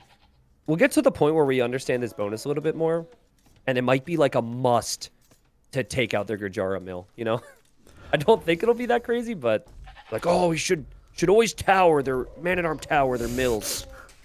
To be honest, that's an underrated strategy in general these days. I'm actually really curious on if man-at-arm tower comes back a little bit. I might need to send Vivi a message. ask him to test it out for the next 2 weeks. Okay. I think if they were a bit stronger, you already would have 100 games in with them. Yeah, but I think he got too lazy, dude. He just loves walls and booming now. He You doesn't think like so? to play. Yeah, he doesn't play open anymore, man. Oh, you No should one- rewatch WWP versus GL. He built a castle in Doubt's face at like 15 minutes 30 seconds. I like it. I would say I should message Bad Koala or Overtaken about the towers. Okay. Those two, see what they can do. But Hera could go for archers or go for scouts here. You're thinking that this is going to be archers for him and then scouts for Leary, or the other way around? Yeah, I think that's what makes way more sense to me. Yeah. Okay. I think, yeah, Khmer. I think if you want to have Leary play archers, you give him a different civilization. Yeah, I guess I can see that. I think they still had Mayans. Field's just so much stronger. It's interesting how the team game version of this generates 4 little circles of wood. I had never seen team games of this before this, and I was expecting there to be 2 center areas of wood. Mm-hmm. So I guess if you were to do, you know, the more players you add, the more central wood there is. But the outer wood doesn't seem that important.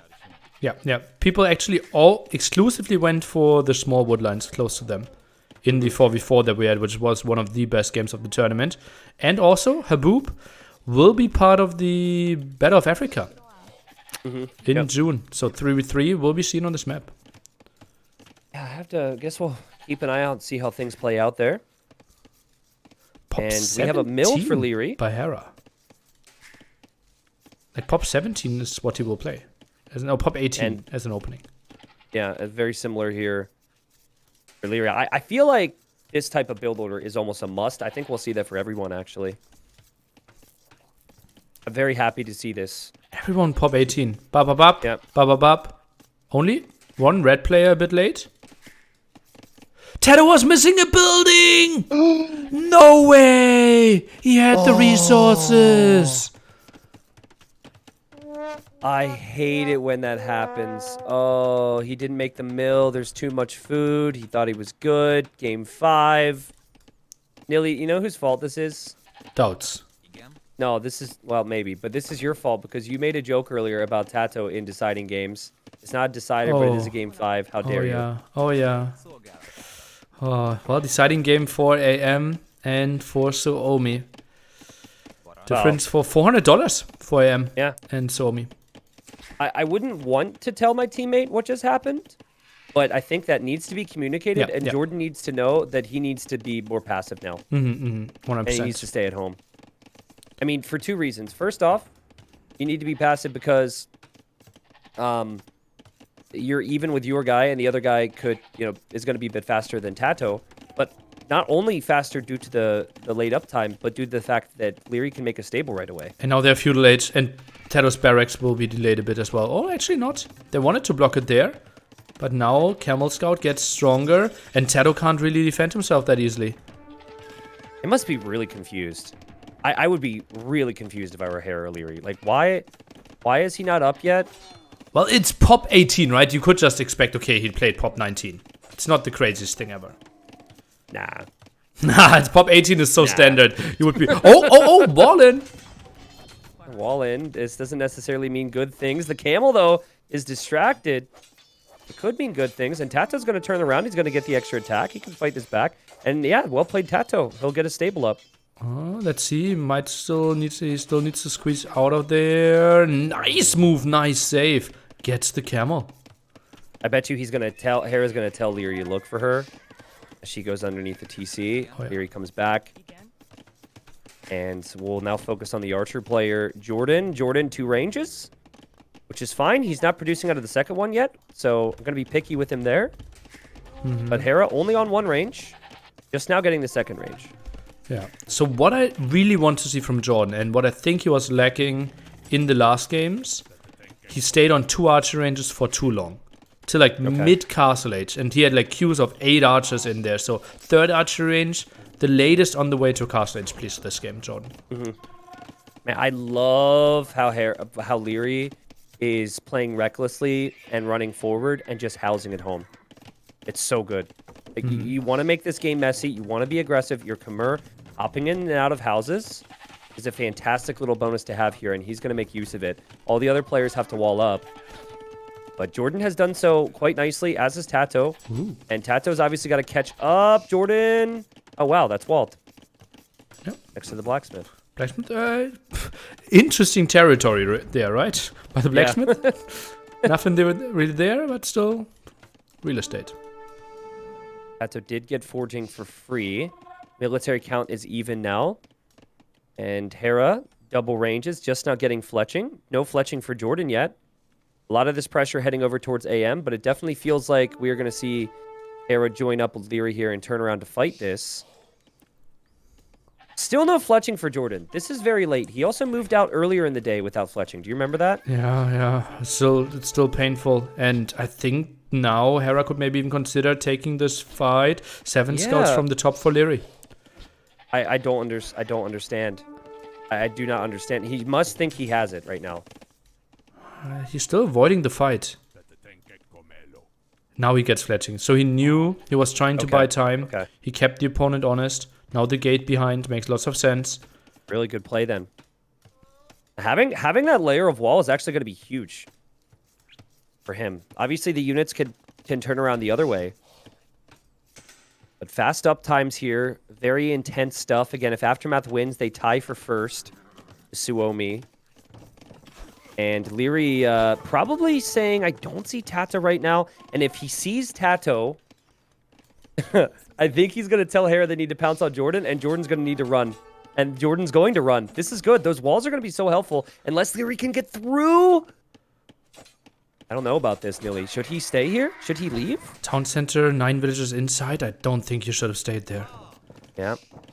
So good move for Jordan then. And they were able to separate themselves from each other, Tato and Jordan. But Tato has found no damage. And now the pressure is coming to Tato. Tato's got to do some damage control here. He could place a market here or another stable. Or just get home and then take the fight. I think he's fine, but market, okay. Fine play as well. Goes for another house, but that actually isn't that needed. Bloodlines now coming in for Leary. I'd like to see Tato maybe try and use those scouts to hit Hera right here. Hera's got some exposed archers on the berries, but he's worried about himself. And who can blame him? He's got forging now. He's going to have armor, but he will not have bloodlines. And Leary's getting forging, already has bloodlines, so Leary will be 1 upgrade ahead. But I think Tato's going to click bloodlines here shortly. I think he just needs a little bit more in the way of resources. Absolutely has to. I think now sold some stone down to 100 stone, so click it any second. Bloodlines now coming in, but obviously still 40 seconds away. I think we should see a second stable here shortly from Leary. I mean, I would continue to pile on the pressure. Maybe with Jordan walled, they might consider not doing that, but it would make sense to me. Tato adding the second stable, and obviously has to wait for bloodlines here. 10 seconds to go. Archer dance continues now. And I think this is the moment where Tato feels, okay, let's go. Is charging in. Yeah, and Hera does not have the archer numbers. Hera's also not sending his army forward to anyone right now. But they did gain the hill, and it's all about micro here. The upgrades are the same for the scouts. It's a great engagement for Tato. Absolutely massive. And Leary says, see ya! Is out of there. Knows, okay, you lost all the archers, Hera. I don't want to lose all my scouts. I'm just bouncing. And this was a nice clear up. Military-wise, now GL 12 ahead. And I think they have to go directly to Leary now, right? And Hera, sitting at home, is going to have to help. But now they've got lower numbers, as we just stated. But hiding inside of houses and hopping in and out is probably fine when it comes to scouts. But the second archers are there. I mean, you're going to need gold. I'm surprised Leary hasn't towered somewhere crucial yet. Hera about to click up here. Look at that. Oh, man. Oh, that's such a big advantage. Perhaps maybe having 8 goats inside of his mill. Also towering his golds. That could allow them to save themselves. Bring this one back after that poor fight. Castle Age makes a big difference for either the archer player or the scout players. Oh, now goes for the houses here, Tato. Interesting choice. We'll only find 1 villager kill inside, though. It's like a bait. It's like when Regicide, you're looking for the king. And you're like, it was just a villager. No. Okay. But at least GL is forcing a lot of reaction, and now the army needs to be pulled back. So it won't be like Hera will reach Castle Age and can instantly find a lot of kills. Yeah, I think Jordan is a little uneasy right now. He doesn't know where Hera's army is. But that's actually good for him because he's starting to fortify up at home. And I think they'll notice soon. But man, Leary's got a ton of scouts here. Leary's got 18 scouts. And right here, Tato only has 11. But is adding more scouts actually that good? I personally like it because I think it's all about the crossbow players at this point. And they want to trade against the army from Jordan before it's upgraded. And we know Hera's going to have crossbow first. Mm-hmm. Oh, but Tato in on Leary, and Leary immediately into the houses. He will lose 1, but the gold's not protected yet either. This is crazy. Didn't really pull all the villagers. Look at that. He only sent 2 in the houses. Now it's still looking at his main army. Yeah, still looking at his main army. And now I think Tato kind of realizes that Jordan's trapped, so he's trying to hit Hera. It's actually a pretty good surround. The units didn't want to work out for him, though. I thought he was going to commit to engaging, and oh man, Jordan loses everything there. That was much worse than I expected. Ooh, yeah, and crossbow number still very high for Hera, and he will have a timing. Jordan, 3 archer ranges at home. Hera even instantly getting thumping. That said, Leary did get wrecked. Yeah. Leary is way behind Tato now, and his scouts are not as cheap. So if Jordan can recover with numbers, you mentioned the 3 ranges, he's got that now. If he can just hold on at home, or it might even be needed at Tato's base, I think this is still pretty even. Oh, Tato needs to make sure to not overchop there. 2 trees, and yeah, he pulls the villagers. Nice move, nice awareness. Even builds a tower at the front, so he knows what's up. And continues with scouts. Look at that, a scout fest here! Yeah, I like it. I like it a lot. And, I mean, Leary should be able to defend himself. Jordan going for ballistics, something that Hera hasn't clicked yet. I'm a little surprised, but obviously a lot's going on. He's going for the numbers. And, I mean, we're talking faster firing Ethiopian crossbows. That's going to have to matter an awful lot here for comparing the archer players. How about still thumping against no thumping? So the advantage isn't that big. True. Yeah, and Hera getting ballistics now. Jordan could click thumb ring. Oh, man, big again, rage. another instance where Leary's getting hit. Tato's base. Oh, man. Tato, this is why he was able to hit Leary. He cannot hop inside of houses. There's a big difference with how he has to react to this. Also, not having wheelbarrow means the villagers are super slow. Maybe an upgrade he should consider. He almost has to run home to deal with that. But then it would also be nice if he could work with Jordan, who's thinking that he's going to have the faster firing crossbows and ballistics. But Hera has thumb ring. Big fight here, Nilly, and right now, players are trying to dance and out micro ballistics. It's harder to do if you're Jordan because thumb ring's already in, and look at Hera. He's got 2 groups. He's firing at different times. That is so sick. And then you have to dodge twice. He hasn't killed that much yet. Oh. That is so hard to do. For everyone who's watching this, if you didn't already know, that is so hard to do. Whew. And yeah, you can't dodge that. And Jordan with more losses, more exit kills here for Hera. And that's the big advantage. That's the big W there. Wow, another range here for Jordan. Good decision, I think. He definitely is going to need more numbers. Speaking of more numbers, we do have more scout numbers for Tato over Leary, but Leary on the way to Castle Age now. Somehow, I guess for Tato, he's just continuing to produce scouts at the moment. And we'll see if that ends up being the play, but I feel like this is perfect for Aftermath right now. Yeah, I don't like that Tato staying in Feudal Age for that long. I did like the towers, though. The towers on the front was pretty smart. Yeah, I agree. That could also be part of the reason why he doesn't have the res to click up, though, because he's been on stone. and he hasn't had as much on food. Plus, he can't really compete with the Khmer farms. Well, he played 3 stables, has most villages as well. So good job there on Tato's end. Everyone else with way more losses. But I don't see those 23 scouts doing the full value. If Tato fights Leary right now behind Hera's base, that could do something, but we'll see. Scouts for Tato, seeing now there's a TC for Leary, and that's got to be the feeling of, oh no, I'm not sure what I do now. But he is on the way up to Castle Age. He is also pre-towering Jordan in the woodline. crossbows. Jordan in the woodline of Hera. Can he find more kills? Ooh. Oh man. Yeah, Hera's army had to respect Tato's scouts. And Nilly, right now, Leary, I think, is the most important because he needs to get knights underneath Tato's towers. If he can't do that, the crossbow army for Hera might not do that much. And look at the scouts for Tato getting value. No reaction from Hera. He's reacting to the crossbow army on the woodline, and he's down to 35 villagers. Oh, this is so bad for Hera. Yeah, and Jordan is now trading off against the crossbows. Could maybe kill more villagers, but needs to keep the numbers low. And Gold is now getting wrecked as well. Hera with so many losses and he doesn't realize.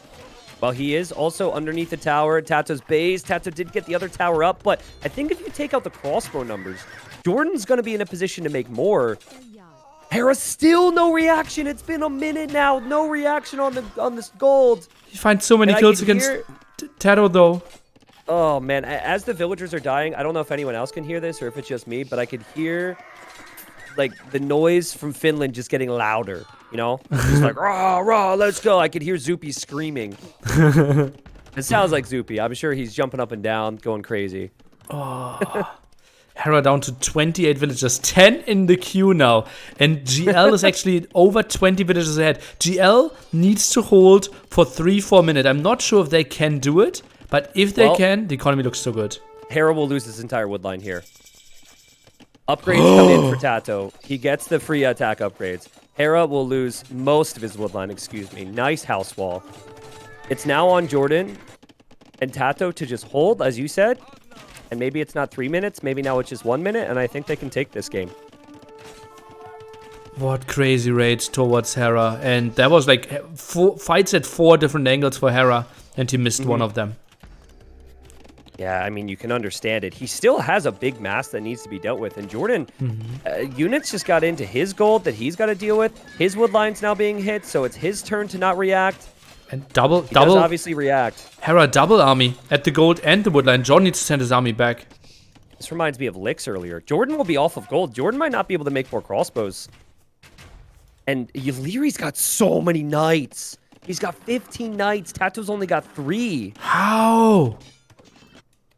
He has been untouched for a while. He was in Castle Age faster. He's had the gold control. The Tato's scouts are going to go down. I don't know if Tato can make enough knights to save Jordan here, but it is Ethiopians, and half of Hera's army has been caught out here. Worker efficiency dropped down to 12% for Jordan here. Basically, no income of resources. That's it. Hera's army does not have the support from Leary right now. So Jordan needs a wall here. Jordan needs a wall so the knights can't get in, but this is so close, Nilly. Oh, he has so many crossbows. Wall. 29 crossbows. I think he can actually deal with it. He's actually fine. And you can see Leary's like, well, I committed, so I might as well take the fight. What are you doing? Oh. Oof, -3 knights. Indecisive. And Jordan now Hera really exposed gold. Yeah. That's where Leary needs to hit right now.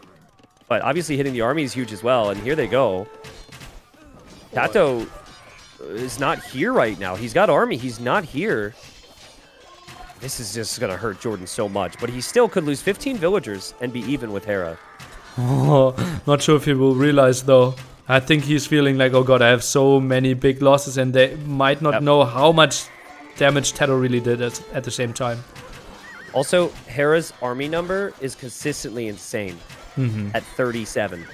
Right? It's been like 35, 40. And so Jordan, I don't think can make more crossbows. Jordan's gold is exposed now. Military count double for him pretty soon. He doesn't have wood.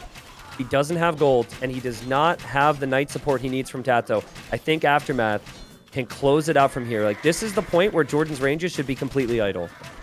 And if it's only Tato, it's not going to be enough. Some gold in the back can still be taken, but Jordan at 36 villagers. Yeah, Leary is at 30 as well, but military numbers simply good enough for Jordan to not really be allowed to get the comeback. Should be the case, right? Should be the case. Would love to see Leary. Well, he's adding more stables now. I'd love to see a little bit more production. He actually made an elephant? Dude, look at the fight. Don't look back. I think Jordan's army is dying, and we will see the GG. Congrats, AM does the incredible thing of winning 4 games in a row after losing the opener to split first place together with Suomi. Yeah, that was really well played. The key, as always, with the archer players, we saw a previous example earlier today, is not the vill count. It's, do you have vills on wood? Do you have vills on gold? Do you have archers in queue?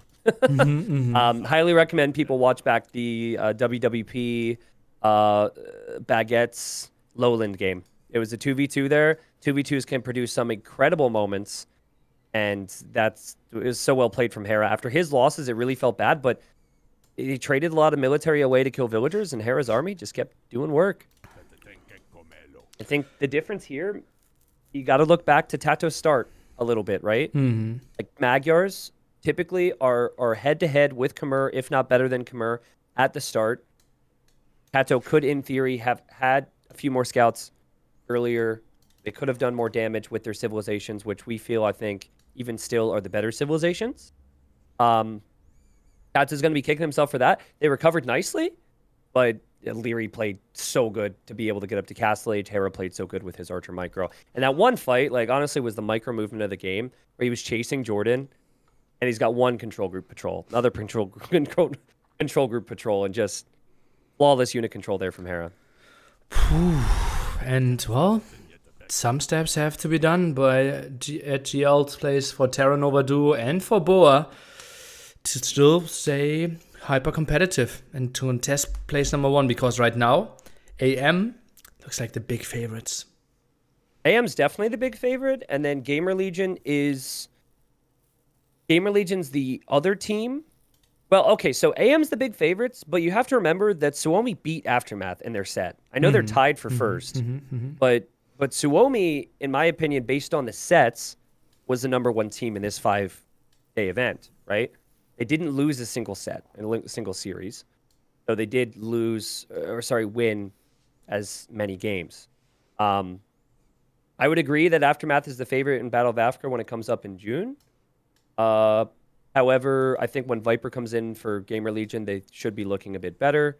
You also have to remember the preparation will be a lot higher for Battle of Africa than this event. But I had a really good time casting. This was fun. I mean, the 2v2 is so intense on land maps. Like, I know it does not as diverse in terms of the units at times, but the scout and the archer play just produces some incredible moments. Suomi lost all 4 of their 1v1s.